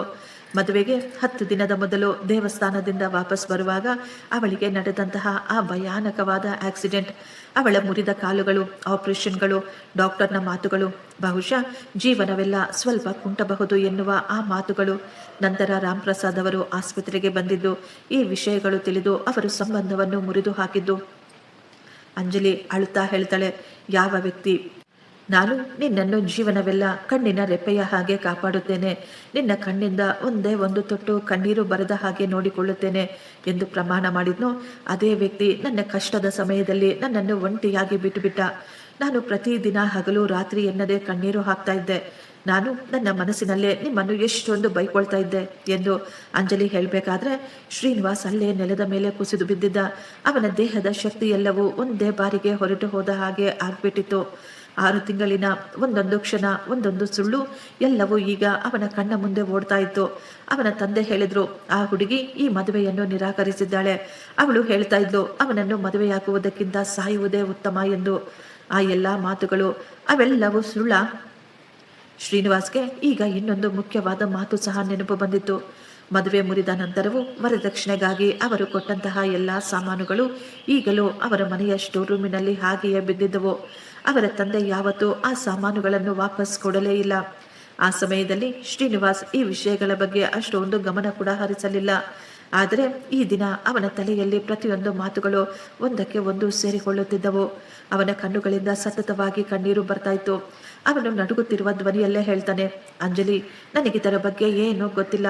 ನನಗೆ ಹೇಳಲಾಗಿತ್ತು, ನೀನೇ ಈ ಮದುವೆಯನ್ನು ಮುರಿದು ಹಾಕಿದ್ದೀಯಾ, ನನ್ನಂಥವನನ್ನು ಮದುವೆಯಾಗುವುದಕ್ಕಿಂತ ಸಾಯುವುದೇ ಉತ್ತಮ ಎಂದು ಹೇಳಿದ್ದೀಯಾ ಎಂದು. ಈ ಮಾತುಗಳನ್ನು ಕೇಳಿ 6 ತಿಂಗಳಿಂದ ನನ್ನನ್ನೇ ನಾನು ದ್ವೇಷಿಸಿಕೊಳ್ಳುತ್ತಿದ್ದೆ. ನಾನು ಅಂದುಕೊಳ್ತಾ ಇದ್ದೆ, ನನ್ನೊಳಗೆಯೇ ಏನೋ ಕೊರತೆ ಇರಬೇಕು, ಆದ್ದರಿಂದಲೇ ಅವಳು ನನ್ನನ್ನು ಬಿಟ್ಟು ಹೊರಟು ಹೋಗಿದ್ದಾಳೆ ಎಂದು. ಅಂಜಲಿ, ಒಂದೇ ಒಂದು ಸುಳ್ಳು ನಮ್ಮಿಬ್ಬರ ಜೀವನವನ್ನೇ ಹಾಳು ಮಾಡಿಬಿಡ್ತು. ಮದುವೆಯ ಆ ಸಡಗರ ಗಲಾಟೆಗಳ ಮಧ್ಯೆ ಒಂದು ಮೂಲೆಯಲ್ಲಿ 2 ಮುರಿದ ಮನಸ್ಸುಗಳು ಈ ದಿನ ಒಬ್ಬರ ಮುಂದೆ ಒಬ್ಬರು ನಿಂತುಕೊಂಡಿದ್ದರು. ಇಬ್ಬರ ಕಣ್ಣುಗಳಲ್ಲಿಯೂ ಸತತವಾಗಿ ಕಣ್ಣೀರು ಬರ್ತಾ ಇತ್ತು. ಆಗಲೇ ಅಂಜಲಿಯ ಅಮ್ಮ ಕಮಲಾದೇವಿ ಅವರು ಅಲ್ಲಿಗೆ ಬರ್ತಾರೆ. ತಮ್ಮ ಮಗಳ ಬಳಿ ಶ್ರೀನಿವಾಸ್ ಕುಳಿತಿರುವುದನ್ನು ನೋಡಿ ಆಕೆ ತುಂಬಾ ಕೋಪ ಬಂದುಬಿಟ್ಟಿತ್ತು. ಆಕೆ ಕೋಪದಿಂದ ಕೂಗಾಡ್ತಾ ಇದ್ರು, ನೀನಾ? ನಿನಗೆ ಎಷ್ಟೊಂದು ಧೈರ್ಯನೋ ನನ್ನ ಮಗಳ ಬಳಿ ಬಂದು ಕುಳಿತುಕೊಳ್ಳಲು? ನಮಗಿಷ್ಟೊಂದು ಅವಮಾನ ಮಾಡಿ ಕೂಡ ನಿಮಗಿನ್ನೂ ಸಂತೋಷ ಆಗಿಲ್ವಾ? ಪೂರ್ತಿ ಹಳ್ಳಿಯಲ್ಲಿ ಎಲ್ಲರೂ ನಮ್ಮ ಮಗಳನ್ನು ನೋಡಿ ಆಡಿಕೊಳ್ತಾ ಇದ್ದಾರೆ. ಅವಳ ಜೀವನವನ್ನೇ ನರಕ ಮಾಡಿಬಿಟ್ಟಿದ್ದಾರೆ. ಈಗ ನಮ್ಮ ಬಳಿ ಏನು ಉಳಿದಿದೆ ಅಂತ ನೀನು ಮತ್ತೆ ನಮ್ಮ ಜೀವನಕ್ಕೆ ಬರ್ತಾ ಇದೀಯಾ? ಮೊದಲು ಇಲ್ಲಿಂದ ಹೊರಗಡೆ ಹೋಗು ಅಂತ ಕೋಪದಿಂದ ಹೇಳ್ತಾ ಇದ್ರು. ಆದರೆ ಶ್ರೀನಿವಾಸ್ ಮಾತ್ರ ಕಣ್ಣುಗಳಲ್ಲಿ ನೀರು ತುಂಬಿಕೊಂಡು ಕೈ ಜೋಡಿಸಿ ಕೇಳ್ಕೊಳ್ತಾ ಇದ್ದ, ಅಮ್ಮ, ಒಂದೇ ಒಂದು ಬಾರಿ ನನ್ನ ಮಾತು ಕೇಳಿಸ್ಕೊಳ್ಳಿ. ನಂತರ ನೀವು ಏನೇ ಶಿಕ್ಷೆ ಕೊಟ್ಟರೂ ನಾನು ಅದನ್ನು ತಲೆ ಬಗ್ಗಿಸಿಕೊಂಡು ಒಪ್ಪಿಕೊಳ್ತೀನಿ. ಅಮ್ಮ, ನನಗೆ ಗೊತ್ತೇ ಇರಲಿಲ್ಲ ಅಂಜಲಿಗೆ ಆಕ್ಸಿಡೆಂಟ್ ಆಗಿದೆ ಎಂದು. ನನಗೆ ಹೇಳಿದ್ರು, ಅಂಜಲಿ ಖುದ್ದು ಈ ಮದುವೆಯನ್ನು ನಿರಾಕರಿಸಿದ್ದಾಳೆ. ನನ್ನನ್ನು ಮದುವೆಯಾಗುವುದಕ್ಕಿಂತ ಸಾಯುವುದೇ ಉತ್ತಮ ಎಂದು ಹೇಳಿಬಿಟ್ಟಿದ್ದಾಳೆ. ಇದೆಲ್ಲವೂ ನನ್ನ ತಂದೆ ಮಾಡಿರುವಂಥದ್ದು. ಅವರು ನಿಮಗೆ ಹೇಳಿದ್ರು ನಾನು ಬೇಡ ಎಂದು ಹೇಳಿದ್ದೇನೆ ಎಂದು. ನನಗೆ ಹೇಳಿದ್ರು ಅಂಜಲಿನೇ ಬೇಡ ಎಂದು ಹೇಳಿಬಿಟ್ಟಿದ್ದಾಳೆ ಅಂತ. 2 ಕಡೆ ನನ್ನ ತಂದೆಯೇ ಸುಳ್ಳನ್ನು ಹೇಳಿದ್ದಾರೆ. ನಮ್ಮಿಬ್ಬರ ಜೀವನವನ್ನು ಅವರು ಹಾಳು ಮಾಡಿಬಿಟ್ರು. ಈ ಮಾತುಗಳನ್ನು ಕೇಳಿದ ತಕ್ಷಣ ಕಮಲಾದೇವಿ ಕೂಡ ಶಾಕ್ ಆಗಿಬಿಟ್ಟಿದ್ರು. ಅವರು ಈಗ ತಮ್ಮ ಮಗಳನ್ನೇ ನೋಡ್ತಾ ಇದ್ರು. ಮಗಳ ಕಣ್ಣೀರು, ಅವಳ ದುಃಖವನ್ನು ನೋಡಿ ಅವರಿಗೆ ಅರ್ಥವಾಗುತ್ತೋ ಇವರು ಹೇಳುತ್ತಿರುವುದು ಸತ್ಯ ಎಂದು. ಕಮಲಾದೇವಿ ಕೂಡ ಈಗ ಅಲ್ಲೇ ಚೇರಿನ ಮೇಲೆ ಹಾಗೆಯೇ ಕುಳಿತುಕೊಂಡು ಬಿಟ್ಟರು. ಅವರು ತಲೆ ಮೇಲೆ ಕೈಗಳನ್ನು ಇಟ್ಟುಕೊಂಡು, ಅಯ್ಯೋ ದೇವರೇ, ಯಾವ ಹುಡುಗನನ್ನು ನಾವು 6 ತಿಂಗಳಿಂದ ಆಡಿಕೊಳ್ಳುತ್ತಿದ್ದೇವೋ, ಅಷ್ಟೊಂದು ಶಾಪ ಹಾಕ್ತಾ ಇದ್ದವೋ ಅವನೇ. ಆಗಲೇ ಶ್ರೀನಿವಾಸ್ ಆಕೆಯ ಕಾಲಿನ ಬಳಿ ಕುಳಿತುಕೊಂಡು ಹೇಳ್ತಾನೆ, ಅಮ್ಮ, ಏನು ನಡೆದಿದೆಯೋ ಅದು ಯಾವ ವಿಷಯವೂ ನನಗೆ ಗೊತ್ತಿರಲಿಲ್ಲ. ಆದರೆ ತಪ್ಪಂತೂ ನನ್ನ ಪರಿವಾರದಿಂದಲೇ ನಡೆಯಿದೆ. ಆದ್ದರಿಂದಲೇ ಕ್ಷಮಾಪಣೆಯನ್ನು ಕೂಡ ನಾನೇ ಕೇಳ್ತೀನಿ. ಈ ದಿನ ನಾನು ಕೇವಲ ಕ್ಷಮೆ ಮಾತ್ರ ಕೇಳುವುದಿಲ್ಲ, ನಾನು ಈ ದಿನ ಪಶ್ಚಾತ್ತಾಪ ಕೂಡ ಮಾಡಿಕೊಳ್ಳುತ್ತೇನೆ. ನಾನು ಈ ದಿನ ಇದೇ ಕ್ಷಣದಲ್ಲಿ ಕೂಡ ಅಂಜಲಿಯನ್ನು ಮದುವೆ ಮಾಡಿಕೊಳ್ಳಲು ಸಿದ್ಧನಿದ್ದೇನೆ. ನಾನು ಇವಳನ್ನು ಆ ದಿನ ಕೂಡ ಮೆಚ್ಚಿಕೊಂಡಿದ್ದೆ. ತನ್ನ ಕಾಲಿನ ಮೇಲೆ ತಾನು ನಿಂತುಕೊಂಡ ದಿನ ಮತ್ತು ಈ ದಿನ ಇವಳು ಇನ್ನೊಬ್ಬರ ಆಸರೆಯಿಂದ ನಡೆಯುತ್ತಿರುವಾಗ ಕೂಡ ಅಂಜಲಿ ಅಂದರೆ ನನಗೆ ತುಂಬ ಪ್ರೀತಿ ಕಾಲುಗಳನ್ನು ನೋಡಿಕೊಂಡು ಬರುವುದಿಲ್ಲ, ಹೃದಯ ನೋಡಿ ಬರುತ್ತೆ. ನನಗೆ ಅಂಜಲಿ ಅಂದರೆ ಜೀವಕ್ಕಿಂತಲೂ ಹೆಚ್ಚು. ಈ ಮಾತು ಕೇಳಿದ ತಕ್ಷಣ ಅಂಜಲಿ ಹೇಳ್ತಾಳೆ, ಇಲ್ಲ ಶ್ರೀನಿವಾಸ್, ಈಗ ಇದೆಲ್ಲವೂ ಬೇಡ. ನನಗೆ ಯಾರ ಮೇಲೆಯೂ ಭಾರವಾಗಿರಲು ಇಷ್ಟಪಡುವುದಿಲ್ಲ. ಡಾಕ್ಟರ್ ಕೂಡ ಹೇಳಿಬಿಟ್ಟಿದ್ದಾರೆ, ಬಹುಶಃ ನಾನು ಯಾವತ್ತೂ ಪೂರ್ತಿಯಾಗಿ ಗುಣವಾಗೋದಿಲ್ಲ ಅಂತ. ನೀವು ನಿಮ್ಮ ಜೀವನವನ್ನು ಯಾಕೆ? ಅಷ್ಟರಲ್ಲೇ ಶ್ರೀನಿವಾಸ್ ಮಧ್ಯದಲ್ಲಿ ಹೇಳ್ತಾರೆ, ಏನು ಭಾರನ? ಅಂಜಲಿ, ಒಂದು ವೇಳೆ ಮದುವೆಯಾದ ಮಾರನೆಯ ದಿನ ನಿನಗೆ ಈ ಆಕ್ಸಿಡೆಂಟ್ ನಡೆದಿದ್ರೆ ಆಗ ನಾನು ನಿನ್ನನ್ನು ಬಿಟ್ಟುಬಿಡ್ತಾ ಇದ್ನಾ? ಮದುವೆ ಕೇವಲ ಶರೀರದಿಂದ ಮಾತ್ರವಲ್ಲ, ಅದು ಆತ್ಮಗಳ ಜೋಡಣೆ. ಆ ದಿನ ನೀನು ಹೇಳಿದ ಮಾತುಗಳನ್ನು ಕೇಳಿಯೇ ನನ್ನ ಆತ್ಮ ನಿನ್ನೊಟ್ಟಿಗೆ ಸೇರಿಬಿಟ್ಟಿತ್ತು. ಈ ಮಾತುಗಳನ್ನು ಕೇಳಿ ಕಮಲಾದೇವಿ ಅವರ ಕಣ್ಣುಗಳು ಸಹ ತುಂಬಿ ಬಂದಿತ್ತು. ಆದರೆ ಆಕೆ ಹೇಳ್ತಾರೆ, ಮಗ, ನಿನ್ನ ಮಾತುಗಳಲ್ಲಿ ತುಂಬಾ ಸತ್ಯ ಇದೆ ಅಂತ ಅನ್ನಿಸ್ತಾ ಇದೆ. ಆದರೆ ಇಷ್ಟೊಂದು ದೊಡ್ಡ ನಿರ್ಣಯವನ್ನು ನಾನು ಒಂಟಿಯಾಗಿ ತೆಗೆದುಕೊಳ್ಳಲು ಸಾಧ್ಯವಿಲ್ಲ. ಅಂಜಲಿಯ ತಂದೆಯ ಜೊತೆ ಕೂಡ ನಾವು ಮಾತನಾಡಬೇಕು ಅಂತ ಹೇಳ್ತಾರೆ. ಆಕೆ ಫೋನನ್ನು ತೆಗೆದುಕೊಳ್ತಾರೆ ತಮ್ಮ ಗಂಡನಿಗೆ ಫೋನನ್ನು ಮಾಡಲು. ಆಗಲೇ ಹಿಂದೆಯಿಂದ ಒಂದು ಗಂಭೀರವಾದ ಧ್ವನಿ, ಚಿಕ್ಕಮ್ಮ, ಫೋನ್ ಮಾಡುವ ಅವಶ್ಯಕತೆ ಇಲ್ಲ. ನಾನು ಎಲ್ಲವನ್ನು ಮೊದಲೇ ಹೇಳಿ ಕರೆದುಕೊಂಡು ಬಂದಿದ್ದೇನೆ. ಎಲ್ಲರೂ ಆಶ್ಚರ್ಯದಿಂದ ಹಿಂದೆ ತಿರುಗಿ ನೋಡ್ತಾರೆ. ಹಿಂದೆ ಮದುಮಗ ಶಂಕರ್ ನಿಂತುಕೊಂಡಿದ್ದ. ಶ್ರೀನಿವಾಸ್ ಎಷ್ಟೋ ಆಶ್ಚರ್ಯದಿಂದ ಕೇಳ್ತಾನೆ, ಶಂಕರ್, ನೀನು ಇಲ್ಲೇನ್ ಮಾಡ್ತಾ ಇದೆಯೋ? ಇಷ್ಟಕ್ಕೂ ನೀನು ಯಾರಿಗೆ ಏನು ಹೇಳಿದೀಯಾ? ಆಗ ಶಂಕರ್ ನಗುತ್ತಾ ಮುಂದೆ ಬಂದು ತನ್ನ ಗೆಳೆಯನ ಭುಜದ ಮೇಲೆ ಕೈಯನ್ನು ಇಟ್ಟು ಹೇಳ್ದ, ಗೆಳೆಯ, ನಿನ್ನಿಂದ ನಾನು ಒಂದು ವಿಷಯವನ್ನು ಮುಚ್ಚಿಟ್ಟುಬಿಟ್ಟೆ ಕಣೋ. ಸಾರಿ. ನನ್ನ ಸಂಬಂಧ ಮೇಘಾ ಜೊತೆ ಫಿಕ್ಸ್ ಆದಾಗ ನಾನು ಮೇಘಾಳನ್ನು ಭೇಟಿಯಾಗಲು ಇಲ್ಲಿಗೆ ಬರ್ತಾ ಇದ್ದೆ. ಆ ಸಮಯದಲ್ಲೇ ಮೇಘಾ ನನಗೆ ಅಂಜಲಿಯ ಬಗ್ಗೆ ಎಲ್ಲವನ್ನೂ ವಿವರಿಸಿದಳು. ಆಕ್ಸಿಡೆಂಟಿನ ನಂತರ ಹುಡುಗನ ಕಡೆಯವರು ಸಂಬಂಧವನ್ನು ಮುರಿದು ಹಾಕಿದ್ರು ಎಂದು. ಹುಡುಗನ ಬಗ್ಗೆ ತಿಳಿದುಕೊಂಡಾಗ ನಾನು ಶಾಕ್ ಆಗಿದ್ದೆ. ಯಾಕೆಂದ್ರೆ ನನಗೆ ಚೆನ್ನಾಗಿ ಗೊತ್ತು ನನ್ನ ಪ್ರಾಣ ಸ್ನೇಹಿತ 6 ತಿಂಗಳಿಂದ ಹೇಗೆ ಜೀವಶವದ ಹಾಗೆ ಬದುಕುತ್ತಿದ್ದಾನೆ ಎಂದು. ಆ ದಿನವೇ ನನಗೆ ಅರ್ಥವಾಗಿತ್ತು, ಇಲ್ಲಿ ಏನೋ ತಪ್ಪು ನಡೆದಿದೆ ಅಂತ. 2 ಕಡೆಯವರು ಬೇರೆ ಬೇರೆ ಕಥೆಗಳನ್ನು ಹೇಳಲು ಹೇಗೆ ತಾನೇ ಸಾಧ್ಯ ಎಂದು. ನಾನು ಸೈಲೆಂಟ್ ಆಗಿ ಯಾರಿಗೂ ಹೇಳಿದೆ. ಶಿವಪ್ರಸಾದ್ ಅವರ ಜೊತೆ ಮಾತುಕತೆ ನಡೆಸಿದೆ. ಎಲ್ಲ ವಿಷಯಗಳನ್ನು ಯೋಚಿಸಿದಾಗ ನನಗೆ ಸತ್ಯ ಗೊತ್ತಾಯಿತು. ಈ ಎಲ್ಲ ನಾಟಕ ನಿನ್ನ ತಂದೆ ಆಡಿರುವುದು ಎಂದು. ನಾನು ಅದೇ ದಿನ ನಿನಗೆ ಎಲ್ಲ ಸತ್ಯವನ್ನು ಹೇಳಬೇಕು ಅಂತ ಅಂದುಕೊಂಡಿದ್ದೆ. ಆದರೆ ಅಂಜಲಿ ಅವರ ತಂದೆ ಹೇಳಿದ್ರು, ಮಗ, ಯಾವುದೇ ಆಧಾರಗಳಿಲ್ಲದೆ ನಾವು ಏನಾದರೂ ಹೇಳಿದ್ರೆ ಅವನು ತನ್ನ ತಂದೆಯ ವಿರುದ್ಧ ಯಾವ ಮಾತುಗಳನ್ನು ಸಹ ಕೇಳಿಸಿಕೊಳ್ಳುವುದಿಲ್ಲ. ನಮ್ಮ ಮಾತುಗಳನ್ನು ನಂಬುವುದಿಲ್ಲ ಅನ್ಸುತ್ತೆ. ನನ್ನ ಮಗಳಿಗೆ ತುಂಬ ಅವಮಾನವಾಗುತ್ತೆ. ಆಗಲೇ ನಾನು ಈ ಯೋಜನೆಯನ್ನು ರೂಪಿಸಿದ್ದು. ನಾನು ಮೊದಲೇ ಅಂಕಲ್ಗೆ ಹೇಳಿದ್ದೆ, ಅಂಕಲ್, ನಾನು ಶ್ರೀನಿವಾಸ್ನನ್ನು ನನ್ನ ಮದುವೆಗೆ ಕರೆದುಕೊಂಡು ಬರುತ್ತೇನೆ. ನೀವು ಅಂಜಲಿಯನ್ನು ಸಹ ಮದುವೆಗೆ ಕರೆದುಕೊಂಡು ಬನ್ನಿ. ಇಬ್ಬರು ಒಬ್ಬರ ಎದುರುಗಡೆ ಒಬ್ಬರು ಕುಳಿತುಕೊಂಡಾಗ ಸತ್ಯ ತಾನಾಗಿಯೇ ಎಲ್ಲರ ಮುಂದೆ ಬರುತ್ತದೆ. ನನಗೆ ಚೆನ್ನಾಗಿ ಗೊತ್ತಿತ್ತು, ದೊಡ್ಡವರು ಮಾಡಿದಂತಹ ಈ ಮೋಸ ನೀವಿಬ್ಬರು ಒಬ್ಬರ ಮುಂದೆ ಒಬ್ಬರು ನಿಂತುಕೊಂಡಾಗ ಎಲ್ಲ ಸತ್ಯ ಹೊರಬರುತ್ತದೆ ಎಂದು. ಆದ್ದರಿಂದಲೇ ನಾನು ನಿನ್ನ ಹಿಂದೆ ಬಿದ್ದಿದ್ದು, ನನ್ನ ಮದುವೆಗೆ ಬಾ ಬಾ ಎಂದು. ನನ್ನ ಮದುವೆ ಕೇವಲ ಒಂದು ನೆಪ ಅಷ್ಟೇ. ನಿಜವಾದ ಉದ್ದೇಶ ನಿಮ್ಮಿಬ್ಬರ ಮುರಿದ ಮನಸ್ಸುಗಳನ್ನು, ನಿಮ್ಮ ಪ್ರೀತಿಯನ್ನು ಮತ್ತೆ ಒಂದು ಮಾಡುವುದು. ಈ ಮಾತುಗಳನ್ನು ಕೇಳುತ್ತಿದ್ದಂತೆ ಅಲ್ಲಿದ್ದ ಎಲ್ಲರೂ ಭಾವುಕರಾಗಿದ್ರು. ಶ್ರೀನಿವಾಸ್ ತನ್ನ ಗೆಳೆಯನನ್ನು ತಬ್ಬಿಕೊಂಡು ಕಣ್ಣೀರು ಹಾಕ್ತಾ ಇದ್ದ. ಅವನು ಹೇಳ್ತಾನೆ, ಮಗ, ನೀನು ನನ್ನ ಗೆಳೆಯ ಅಲ್ವೋ? ನೀನು ನಿಜವಾಗಿಯೂ ಆ ದೇವರು ನನಗಾಗಿ ಕಳುಹಿಸಿಕೊಟ್ಟ ದೇವರ ದೂತ. ನಾನು ಅಂದುಕೊಳ್ತಾ ಇದ್ದೆ ನೀನು ನಿನ್ನ ಸಂತೋಷಕ್ಕಾಗಿ ನನ್ನನ್ನು ಇಲ್ಲಿಗೆ ಕರೆದುಕೊಂಡು ಬಂದಿದೀಯಾ ಅಂತ. ಆದರೆ ನೀನು ನನ್ನ ಹಾಳಾದ ಜೀವನವನ್ನು ಸರಿ ಮಾಡಲು ಪ್ರಯತ್ನ ಪಡುತ್ತಿದ್ದೆ. ಅಂಜಲಿಯ ತಂದೆ ಹೇಳ್ತಾರೆ, ಈ ಮದುವೆ ನಿಂತು ಹೋದಾಗ ಪೂರ್ತಿ ಹಳ್ಳಿಯಲ್ಲಿ ನಮಗೆ ತುಂಬ ಅವಮಾನವಾಯಿತು. ಎಲ್ಲರೂ ನನ್ನ ಮಗಳನ್ನು, ನಮ್ಮ ಪರಿವಾರವನ್ನು ತುಂಬ ಕೆಟ್ಟದಾಗಿ ಮಾತನಾಡ್ತಾ ಇದ್ರು. ಈ ದಿನ ಸತ್ಯ ಹೊರಬಂದಾಗ ಒಂದು ಕೆಲಸ ಮಾಡೋಣ, ನಾವು ನಮ್ಮ ಮನೆಗೆ ಹೋಗಿ ಅಲ್ಲೇ ಮದುವೆ ಕಾರ್ಯಕ್ರಮಗಳನ್ನು ಪೂರ್ತಿ ಮಾಡೋಣ ಅಂತ ಹೇಳ್ತಾರೆ. ಶಂಕರ್ ಕೂಡ ಈ ಮಾತುಗಳಿಗೆ ಒಪ್ಪಿ ಈಗ ಎಲ್ಲರೂ ಅಂಜಲಿಯ ಮನೆಯ ಕಡೆಗೆ ಹೊರಟಿದ್ದರು. ಅಂಜಲಿಯ ಮನೆಯ ಬಳಿ ಊರಿನ ಹಿರಿಯರು, ಸರ್ಪಂಚುಗಳು, ಜನರೆಲ್ಲರೂ ಬಂದು ಸೇರಿದ್ರು. ಶ್ರೀನಿವಾಸ್ ಎಲ್ಲರ ಮುಂದೆ ಕೈ ಜೋಡಿಸಿ ತನ್ನ ತಂದೆ ಮಾಡಿದ ಎಲ್ಲ ಕೆಲಸಗಳನ್ನು ನೀಟಾಗಿ ವಿವರವಾಗಿ ಹೇಳ್ತಾನೆ. ಇದೆಲ್ಲ ನಾಟಕವನ್ನು ಕೇವಲ ನನ್ನ ತಂದೆನೇ ಮಾಡಿರುವುದು. ಇವಳಿಗೆ ಆಕ್ಸಿಡೆಂಟ್ ಆಗಿದೆ ಎಂದು ನನ್ನ ತಂದೆ ಈ ಮದುವೆಯನ್ನು ಮುರಿದು ಹಾಕಿದ್ರು. ಅವರು ನನ್ನ ಮನೆಯಲ್ಲಿ ಇಟ್ಟಂತಹ ವರದಕ್ಷಿಣೆಯ ಸಾಮಾನುಗಳನ್ನು ಸಹ ವಾಪಸ್ ಕೊಡಲಿಲ್ಲ. ಇಬ್ಬರಿಗೂ ಸುಳ್ಳುಗಳನ್ನು ಹೇಳುತ್ತಾ 2 ಜೀವನವನ್ನು ಹಾಳು ಮಾಡಿಬಿಟ್ರು. ಊರಿನ ಎಲ್ಲ ಹಿರಿಯರ ಮುಂದೆ ನಾನು ಈ ದಿನ ನನ್ನ ತಂದೆಯ ತಪ್ಪುಗಳನ್ನು ಒಪ್ಪಿಕೊಳ್ಳುತ್ತಿದ್ದೇನೆ. ತಪ್ಪು ನನ್ನ ತಂದೆ ಮಾಡಿದ್ದಾರೆ. ಆದರೆ ನಿಮ್ಮೆಲ್ಲರ ಮುಂದೆ ನಾನು ಕೈ ಜೋಡಿಸಿ ಕ್ಷಮಾಪಣೆ ಕೇಳುತ್ತಿದ್ದೇನೆ. ಊರಿನ ಹಿರಿಯರೊಬ್ಬರು ಮುಂದೆ ಬಂದು ಶ್ರೀನಿವಾಸ್ ತಲೆಯ ಮೇಲೆ ಕೈಯಿಟ್ಟು ಹೇಳ್ತಾರೆ, ಮಗ, ಯಾವ ತಂದೆಯ ಪಾಪಗಳನ್ನು ಮಕ್ಕಳು ತಲೆ ಬಗ್ಗಿಸಿಕೊಂಡು ಎಲ್ಲರ ಮುಂದೆ ಕ್ಷಮೆ ಕೇಳುತ್ತಾರೋ ಆ ಮಕ್ಕಳು ನಿಜವಾಗಿಯೂ ಬಂಗಾರದ ಮನುಷ್ಯರಾಗಿರ್ತಾರೆ.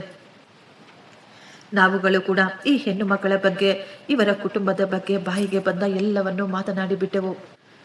ದಯವಿಟ್ಟು ನಮ್ಮನ್ನು ಕೂಡ ಕ್ಷಮಿಸಿಬಿಡಿ ಎಂದು ಊರಿನವರೆಲ್ಲರೂ ಅಂಜಲಿ ಮತ್ತು ಅವರ ಪರಿವಾರದ ಮುಂದೆ ಕ್ಷಮೆ ಕೇಳ್ತಾರೆ. ಆಗಲೇ ಶಿವಪ್ರಸಾದ್ ಅವರು ಎಲ್ಲರ ಮುಂದೆ ಹೇಳ್ತಾರೆ, ಶ್ರೀನಿವಾಸ್, ನೀನು ನಿಜವಾಗಿಯೂ ನನ್ನ ಮಗಳನ್ನು ಪ್ರೀತಿ ಮಾಡ್ತಾ ಇದೀಯಾ? ನಿನ್ನ ಪ್ರೀತಿ ಸತ್ಯವಾದರೆ ನೀನು ಇಲ್ಲೇ ನಮ್ಮ ಊರಿನ ಜನರ ಮುಂದೆ ನನ್ನ ಮಗಳನ್ನು ಮದುವೆ ಮಾಡಿಕೊಳ್ತೀಯಾ ಅಂತ ಕೇಳ್ತಾರೆ. ಶ್ರೀನಿವಾಸ್ ಒಂದೇ ಒಂದು ಕ್ಷಣ ಕೂಡ ತಡ ಮಾಡದೆ ತಕ್ಷಣ ಹೇಳ್ತಾನೆ, ಹೌದು ಮಾವ, ಈಗಲೇ ಈ ಕ್ಷಣವೇ ನಾನು ಅಂಜಲಿಯನ್ನು ಮದುವೆ ಮಾಡಿಕೊಳ್ಳಲು ಸಿದ್ಧನಿದ್ದೇನೆ. 6 ತಿಂಗಳ ಮೊದಲು ಎಲ್ಲ ತಯಾರಿಗಳು ನಡೆದಿದ್ದವು. ಆದರೆ ನಮ್ಮ ಗ್ರಹಚಾರವೇ ಸರಿ ಇರಲಿಲ್ಲ. ಈ ದಿನ ಯಾವುದೇ ತಯಾರಿಗಳಿಲ್ಲ. ಆದರೆ ನಾವಿಬ್ಬರೂ ಸಿದ್ಧರಿದ್ದೇವೆ. ನಮ್ಮ ಮನಸ್ಸುಗಳು ಒಂದಾದ ಮೇಲೆ ಆ ದೇವರು ಕೂಡ ನಮ್ಮ ಸಂಬಂಧಕ್ಕೆ ಖಂಡಿತ ಆಶೀರ್ವಾದ ಮಾಡುತ್ತಾರೆ ಎಂದು ಹೇಳ್ತಾನೆ. ಈ ಮಾತು ಕೇಳಿ ಅಲ್ಲಿದ್ದ ಎಲ್ಲರ ಕಣ್ಣುಗಳಲ್ಲಿಯೂ ನೀರು ತುಂಬಿ ಬಂದಿತ್ತು. ಅಂಜಲಿ ತಕ್ಷಣ ಹೇಳ್ತಾಳೆ, ಶ್ರೀನಿವಾಸ್, ದಯವಿಟ್ಟು ನನ್ನನ್ನು ಕ್ಷಮಿಸಿಬಿಡಿ. ನಾನು ಕಳೆದ 6 ತಿಂಗಳಿಂದ ನಿಮ್ಮ ಬಗ್ಗೆ ತುಂಬಾ ತಪ್ಪಾಗಿ ತಿಳಿದುಕೊಂಡಿದ್ದೆ. ನಾನು ನಿಮ್ಮನ್ನು ಅಪರಾಧಿ ಎಂದೇ ಭಾವಿಸಿದ್ದೆ. ಅಂಜಲಿಯ ಕಣ್ಣೀರನ್ನು ಒರೆಸುತ್ತಾ ಶ್ರೀನಿವಾಸ್ ಹೇಳ್ತಾನೆ, ನೀನು ನನ್ನನ್ನು ಬೈಯುತ್ತಾ, ನನ್ನನ್ನು ದ್ವೇಷ ಮಾಡುತ್ತಾ, ನಿನ್ನ ಮನಸ್ಸಿನ ದುಃಖ ಕಡಿಮೆಯಾಗಿದ್ರೆ ನೀನು ನನ್ನ ಬಗ್ಗೆ ಏನಂದುಕೊಂಡಿದ್ರು ನನಗೆ ಏನೂ ಬೇಸರವಿಲ್ಲ. ಮುಂದಿನ ನಮ್ಮ ಜೀವನದಲ್ಲಿ ನಾನು ನಿನಗಾಗಿ, ನೀನು ನನಗಾಗಿ ಹಾರೈಸಿಕೊಳ್ಳೋಣ. ಆಗಲೇ ಪಂಡಿತರು ಸಹ ಅಲ್ಲಿಗೆ ಬಂದು ಬಿಟ್ಟಿದ್ದರು. ಊರಿನವರೆಲ್ಲರೂ ಸೇರಿಕೊಂಡು ತಕ್ಷಣ ಅಲ್ಲಿ ಒಂದು ಸುಂದರವಾದ ಮಂಟಪವನ್ನು ಸಹ ರೆಡಿ ಮಾಡ್ತಾರೆ. ಎಲ್ಲ ಹೆಂಗಸರು ಅಂಜಲಿಯನ್ನು ಮದುಮಗಳಾಗಿ ತಯಾರು ಮಾಡ್ತಾ ಇದ್ರು. ಶಂಕರ್ ತನ್ನ ಗೆಳೆಯನನ್ನು ಮದುಮಗನಾಗಿ ರೆಡಿ ಮಾಡುತ್ತಿದ್ದ. ಅವನು ಹೇಳ್ತಾ ಇದ್ದ, ಈ ದಿನ ನಾನು ಕೇವಲ ಮದುಮಗ ಮಾತ್ರವಲ್ಲ, ನಿನ್ನ ದೊಡ್ಡ ಅಣ್ಣನಾಗಿ ಮುಂದೆ ನಿಂತು ನಿನ್ನ ಮದುವೆಯನ್ನು ಮಾಡುತ್ತೇನೆ. ಅಗ್ನಿಸಾಕ್ಷಿಯಾಗಿ ಸಪ್ತಪದಿ ತುಳಿದು ಎಲ್ಲರ ಮುಂದೆ ಅವರ ಮದುವೆ ನಡೆದಾಗ ಎಲ್ಲರ ಕಣ್ಣುಗಳಲ್ಲಿಯೂ ಆನಂದದ ಬಾಷ್ಪಗಳು ತುಂಬಿದ್ದವು. ಯಾವ ಹುಡುಗಿಯನ್ನು ಕುಂಟಿ ಎಂದು ಜನ ಆಡಿಕೊಳ್ತಾ ಇದ್ರೋ ಅದೇ ಹುಡುಗಿಯ ಮದುವೆಗೆ ಈ ದಿನ ಪೂರ್ತಿ ಹಳ್ಳಿಯ ಎಲ್ಲ ಜನರು ಸಂತೋಷದ ಕಣ್ಣೀರನ್ನು ಹಾಕುತ್ತಿದ್ದರು. ಸಪ್ತಪದಿ ತುಳಿಯಬೇಕಾದ್ರೆ ಅಂಜಲಿಗೆ ತುಂಬಾ ಕಷ್ಟವಾಗ್ತಾ ಇತ್ತು. ಆಗ ಶ್ರೀನಿವಾಸ್ ಅಂಜಲಿಯ ಕೈಗಳನ್ನು ಹಿಡಿದುಕೊಂಡು ಹೇಳ್ತಾನೆ, ನಿನ್ನ ಪ್ರತಿಯೊಂದು ಹೆಜ್ಜೆಯಲ್ಲಿಯೂ, ನಿನ್ನ ಪ್ರತಿಯೊಂದು ನೋವಿನಲ್ಲಿಯೂ ನಾನು ನಿನ್ನ ಜೊತೆ ಸದಾ ಇರುತ್ತೇನೆ. ಇದೇ ನಾನು ನಿನಗೆ ಕೊಡುತ್ತಿರುವ ವಚನ. ಮದುವೆ ಮುಗಿಸಿಕೊಂಡು ರಾತ್ರಿಯ ಪ್ರಯಾಣ ಬೆಳೆಸಿ ಬೆಳಗಿನ ಜಾವ 5 ಗಂಟೆಗೆ ಶ್ರೀನಿವಾಸ್ ತನ್ನ ಮದುಮಗಳನ್ನು ಕರೆದುಕೊಂಡು ತನ್ನ ಊರಿಗೆ ಬಂದು ಸೇರುತ್ತಾನೆ. ಬಾಗಿಲಿನ ಬಳಿ ಗಾಡಿ ಬಂದು ನಿಂತಾಗ ಶ್ರೀನಿವಾಸ್ ಜೋರಾಗಿ ಹಾರನ್ ಹೊಡೆಯುತ್ತಿದ್ದ. ಶಾಂತಿದೇವಿ ಅವರು ಎಷ್ಟೋ ಗಾಬರಿಯಿಂದ, ಇಷ್ಟು ಬೆಳಿಗ್ಗೆ ಯಾರಿರಬಹುದಪ್ಪ, ಇಷ್ಟೊಂದು ಜೋರಾಗಿ ಹಾರನ್ ಹೊಡಿತಾ ಇದ್ದಾರೆ ಎಂದುಕೊಂಡು ಬಾಗಿಲು ತೆಗಿತಾರೆ. ಬಾಗಿಲಿನ ಮುಂದೆ ತನ್ನ ಮಗ ನಿಂತುಕೊಂಡು ನಗುತ್ತಿದ್ದ. ಅಮ್ಮ, ಬಾಗಿಲಿನ ಮುಂದೆ ನಿಂತುಕೊಂಡು ಏನ್ ಮಾಡ್ತಾ ಇದೀಯಾ? ನಿನ್ನ ಸೊಸೆಯನ್ನು ಮನೆಯೊಳಗೆ ಕರೆದುಕೊಂಡು ಹೋಗು, ನಾನು ಮದುವೆ ಮಾಡಿಕೊಂಡು ಬಂದಿದ್ದೇನೆ ಎಂದು ಹೇಳಿದಾಗ ಶಾಂತಿದೇವಿ ಒಂದು ಕ್ಷಣ ಶಾಕ್ ಆಗಿದ್ರು. ಮಗ, ನೀನು ಮದುವೆ ಮಾಡ್ಕೊಂಡು ಬಂದಿದ್ಯಾ? ನಿದ್ದೆಯಲ್ಲಿರುವವರನ್ನು ಎಬ್ಬಿಸಿ ನೀನು ಏನು ತಮಾಷೆ ಮಾತುಗಳನ್ನು ಮಾತನಾಡ್ತಾ ಇದೀಯಾ? ನೀನು ನಿನ್ನ ಗೆಳೆಯ ಶಂಕರ್ನ ಮದುವೆಗೆ ತಾನೇ ಹೋಗಿದ್ದೆ. ನಿನ್ನ ಗೆಳೆಯರನ್ನು ಗಾಡಿಯಲ್ಲಿ ಕೂರಿಸಿಕೊಂಡು ನನ್ನ ಜೊತೆ ತಮಾಷೆ ಮಾಡ್ತಾ ಇದೀಯಾ? ಆದರೆ ಶ್ರೀನಿವಾಸ್ ಮಾತ್ರ ಮುಗುಳ್ನಗುತ್ತಾ ಹೇಳ್ತಾನೆ, ಅಮ್ಮ, ಸತ್ಯವಾಗಿಯೂ ಕಾರಿನಲ್ಲಿ ನಿನ್ನ ಸೊಸೆನೆ ಕುಳಿತುಕೊಂಡಿದ್ದಾಳೆ. ಪೂರ್ತಿ ಶಾಸ್ತ್ರಗಳ ಪ್ರಕಾರ ಎಲ್ಲ ಹಿರಿಯರ ಮುಂದೆ ಮದುವೆ ಮಾಡಿಕೊಂಡು ಕರೆದುಕೊಂಡು ಬಂದಿದ್ದೇನೆ. ಹೋಗು, ಒಮ್ಮೆ ನಿನ್ನ ಮುದ್ದಿನ ಸೊಸೆಯ ಮುಖವನ್ನು ನೋಡು ಅಂತ ಹೇಳಿದಾಗ ಆ ತಾಯಿ ಎಷ್ಟೊಂದು ಆಶ್ಚರ್ಯ ಪಡ್ತಾರೆ. ಜೊತೆಗೆ ಅವರಿಗೆ ತುಂಬಾ ಸಂತೋಷ ಕೂಡ ಆಗ್ತಾ ಇತ್ತು. ಯಾವ ಮಗ ಮದುವೆಯನ್ನ ಬೇಡ ಅಂದುಕೊಂಡಿದ್ನೋ ಅವನು ಈ ದಿನ ಮದುವೆ ಮಾಡಿಕೊಂಡು ತನ್ನ ಹೆಂಡತಿಯನ್ನು ಕರೆದುಕೊಂಡು ಬಂದಿದ್ದ. ಶಾಂತಿದೇವಿಯವರು ಎಷ್ಟೋ ಸಂತೋಷದಿಂದ ತಮ್ಮ ಗಂಡನನ್ನು ಕೂಗಿ ಕರೆಯುತ್ತಾರೆ. ಅಕ್ಕಪಕ್ಕದವರು ಎಲ್ಲರೂ ಈಗ ಅಲ್ಲಿಗೆ ಬಂದು ಸೇರಿದ್ರು. ತಕ್ಷಣ ಆರತಿಯ ತಟ್ಟೆಯನ್ನು ಸಹ ರೆಡಿ ಮಾಡಲಾಯಿತು. ಶಾಂತಿದೇವಿ ತಮ್ಮ ಸೊಸೆಯನ್ನು ಕಾರಿನಿಂದ ಕೆಳಗೆ ಇಳಿಸಲು ಮುಂದೆ ಬಂದರು. ಮುಖದ ಮೇಲೆ ಸೆರಗನ್ನು ಹಾಕಿಕೊಂಡಿದ್ದ ಅಂಜಲಿ ಕಾರಿನಿಂದ ಇಳಿಯುವಾಗ ಅವಳು ಸ್ವಲ್ಪ ಕುಂಟುತ್ತಿದ್ದಳು. ಶ್ರೀನಿವಾಸ್ ತಕ್ಷಣ ಅವಳ ಕೈಗಳನ್ನು ಹಿಡಿದುಕೊಂಡು ಅವಳಿಗೆ ನೆರವು ಕೊಡುತ್ತಾನೆ. ಶಾಂತಿದೇವಿ ಅವರು ತಕ್ಷಣ ಕೇಳ್ತಾರೆ, ಮಗ, ಸೊಸೆಯ ಕಾಲುಗಳಲ್ಲಿ ಏನಾದರೂ ತೊಂದರೆ ಇದೆಯಾ? ಶ್ರೀನಿವಾಸ್ ತುಂಬ ಶಾಂತವಾಗಿ ಹೇಳ್ತಾನೆ, ಹೌದು ಅಮ್ಮ, 6 ತಿಂಗಳ ಮೊದಲು ನಿಮ್ಮ ಸೊಸೆಗೆ ಒಂದು ಆಕ್ಸಿಡೆಂಟ್ ಆಗಿತ್ತು. ಅವಳ ಕಾಲಿನ ಮೂಳೆಗಳು ಸಹ ಮುರಿದಿದ್ದವು. ಆಕ್ಸಿಡೆಂಟ್ನಿಂದಲೇ ಅವಳ ಮದುವೆ ಕೂಡ ಮುರಿದು ಬಿದ್ದಿತ್ತು. 6 ತಿಂಗಳ ನಂತರ ಈ ದಿನ ಇವಳ ಮದುವೆ ನನ್ನ ಜೊತೆ ನಡೆದಿದೆ. ಈ ಮಾತು ಕೇಳುತ್ತಿದ್ದ ಹಾಗೆ ಹಿಂದೆ ನಿಂತಿದ್ದ ರಾಮ್ಪ್ರಸಾದ್ ಅವರ ಮುಖದ ಮೇಲಿದ್ದ ಬಣ್ಣಗಳು ಬದಲಾಗಿ ಬಿಟ್ಟಿದ್ದವು. ಏನು, 6 ತಿಂಗಳ ಮೊದಲು ಆಕ್ಸಿಡೆಂಟಾ? ಮದುವೆ ಮುರಿದಿತ್ತ? ಈಗ ಅವರು ಗಾಬರಿಯಿಂದ ಬೆವರತೊಡಗಿದ್ರು. ಅವರು ನಡುಗುತ್ತಿರುವ ಧ್ವನಿಯಲ್ಲೇ ತಮ್ಮ ಹೆಂಡತಿಗೆ ಹೇಳ್ತಾರೆ, ಶಾಂತಿ, ಅವಳ ಮುಖವನ್ನು ಒಮ್ಮೆ ನೋಡು. ಶಾಂತಿದೇವಿ ಅವರು ತಕ್ಷಣ ಸೊಸೆಯ ಮುಖದ ಮೇಲಿದ್ದ ಸೆರಗನ್ನು ತೆಗೆಯುತ್ತಾರೆ. ಅಂಜಲಿಯ ಮುಖವನ್ನು ನೋಡಿದ ತಕ್ಷಣ ಅವರ ಬಾಯಿಂದ, ಅಂಜಲಿ, ನೀನಾ? ಶ್ರೀನಿವಾಸ್, ನೀನು ಇವಳನ್ನು ಯಾಕೆ ಕರೆದುಕೊಂಡು ಬಂದಿದೀಯಾ? ನಿನ್ನ ಅಪ್ಪ ಹೇಳ್ತಾ ಇದ್ರು ಇವಳು ಜೀವನ ಪೂರ್ತಿ ಕುಂಟುತ್ತಲೇ ನಡೆಯುತ್ತಾಳೆ ಎಂದು. ಮಗ, ನಿನಗೆ ಬುದ್ಧಿ ಇದೆಯಾ ಇಲ್ವಾ? ನೀನು ಎಂತಹ ಕೆಲಸ ಮಾಡಿಬಿಟ್ಟಿದೀಯಾ? ಶ್ರೀನಿವಾಸ್ ಒಂದು ಹೆಜ್ಜೆ ಮುಂದೆ ಬಂದಿದ್ದ. ಅವನ ಕಣ್ಣುಗಳಲ್ಲಿ ನೀರು ತುಂಬಿತ್ತು. ಜೀವನದಲ್ಲಿ ಮೊಟ್ಟ ಮೊದಲ ಬಾರಿ ಅವನು ತನ್ನ ತಂದೆ ತಾಯಿಯ ಮುಂದೆ ತುಂಬಾ ಕೋಪವಾಗಿ ಜೋರಾಗಿ ಹೇಳ್ದ, ಅಮ್ಮ, ನನಗೆ ಈ ದಿನ ನಿಜವಾಗಿಯೂ ಬುದ್ಧಿ ಬಂದಿದೆ. 6 ತಿಂಗಳ ಹಿಂದೆ ನಾನು ಹುಚ್ಚನ ರೀತಿ ಆಗ್ಬಿಟ್ಟಿದ್ದೆ. ನಿಮ್ಮ ಮತ್ತು ಅಪ್ಪನ ಸುಳ್ಳುಗಳ ಸರಮಾಲೆಯಲ್ಲಿ ಸಿಕ್ಕಿ ಹಾಕಿಕೊಂಡಿದ್ದೆ. ಅಮ್ಮ, ನಿನಗೆ ಎಲ್ಲವೂ ಗೊತ್ತಿತ್ತು ತಾನೆ? 6 ತಿಂಗಳ ಮೊದಲು ಅಂಜಲಿಗೆ ಆಕ್ಸಿಡೆಂಟ್ ಆಗಿತ್ತು ಅಂತ, ಅಪ್ಪ ನಮ್ಮ ಸಂಬಂಧವನ್ನು ಮುರಿದು ಹಾಕಿದ್ರು ಅಂತ, ಮತ್ತು ನನಗೆ ಹೇಳಿದ್ರು ಹುಡುಗಿ ಮದುವೆಗೆ ನಿರಾಕರಿಸಿದ್ದಾಳೆ, ಅವಳು ನಿನ್ನನ್ನು ಮದುವೆ ಮಾಡಿಕೊಂಡ್ರೆ ಸತ್ತು ಹೋಗ್ತಾಳಂತೆ ಎಂದು. ಅಮ್ಮ, ನೀವು ನನ್ನ ಹೆತ್ತವರಾಗಿ ನನ್ನ ಜೊತೆ ಯಾಕೆ ಈ ರೀತಿ ನಡೆದುಕೊಂಡ್ರಿ?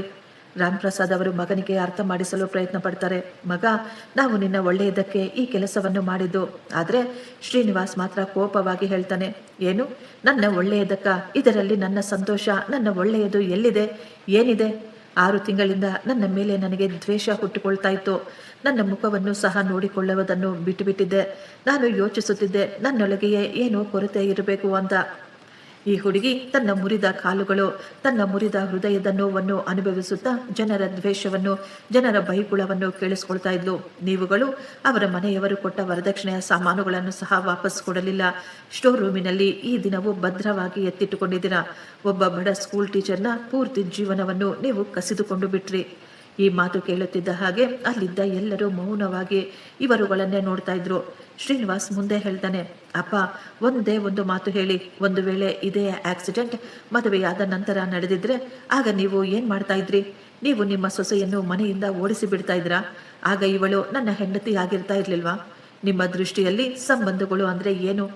ಶ್ರೀನಿವಾಸ್ ಈಗ ಅಂಜಲಿಯ ಕೈಯನ್ನು ಹಿಡಿದುಕೊಂಡು ಹೇಳ್ತಾನೆ, ಎಲ್ಲರೂ ಒಂದು ಮಾತು ನೀಟಾಗಿ ಕೇಳಿಸಿಕೊಳ್ಳಿ. ಇವಳ ಹೆಸರು ಅಂಜಲಿ.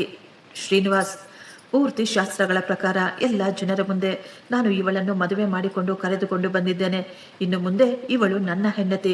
ನಿಮ್ಮ ಮುಂದೆ ಕೇವಲ 2 ದಾರಿಗಳಿವೆ. ಒಂದು, ನೀವು ನನ್ನ ಹೆಂಡತಿಯನ್ನು ನಿಮ್ಮ ಸೊಸೆ ಎಂದು ಮನಸ್ಫೂರ್ತಿಯಾಗಿ ಒಪ್ಪಿಕೊಳ್ಳಿ. ಇಲ್ಲದಿದ್ದರೆ ನಾನು ಇದೇ ಕ್ಷಣ ಎಲ್ಲರ ಮುಂದೆ ನನ್ನ ಹೆಂಡತಿಯ ಕೈಯನ್ನು ಹಿಡಿದುಕೊಂಡು ಶಾಶ್ವತವಾಗಿ ನಿಮ್ಮೆಲ್ಲರನ್ನು ಬಿಟ್ಟು ಇಲ್ಲಿಂದ ಹೊರಟು ಹೋಗುತ್ತೇನೆ. ಇನ್ನೊಂದು ಮುಖ್ಯವಾದ ವಿಷಯ, ಅಂಜಲಿ ಏನಾದರೂ ನನ್ನ ಜೀವನದಲ್ಲಿ ವಾಪಸ್ ಬರದೇ ಇದ್ದಿದ್ರೆ ನಾನು ಖಂಡಿತವಾಗಿಯೂ ಈ ಜನ್ಮದಲ್ಲಿ ಇನ್ನೊಂದು ಮದುವೆ ಮಾಡಿಕೊಳ್ತಾನೆ ಇರಲಿಲ್ಲ.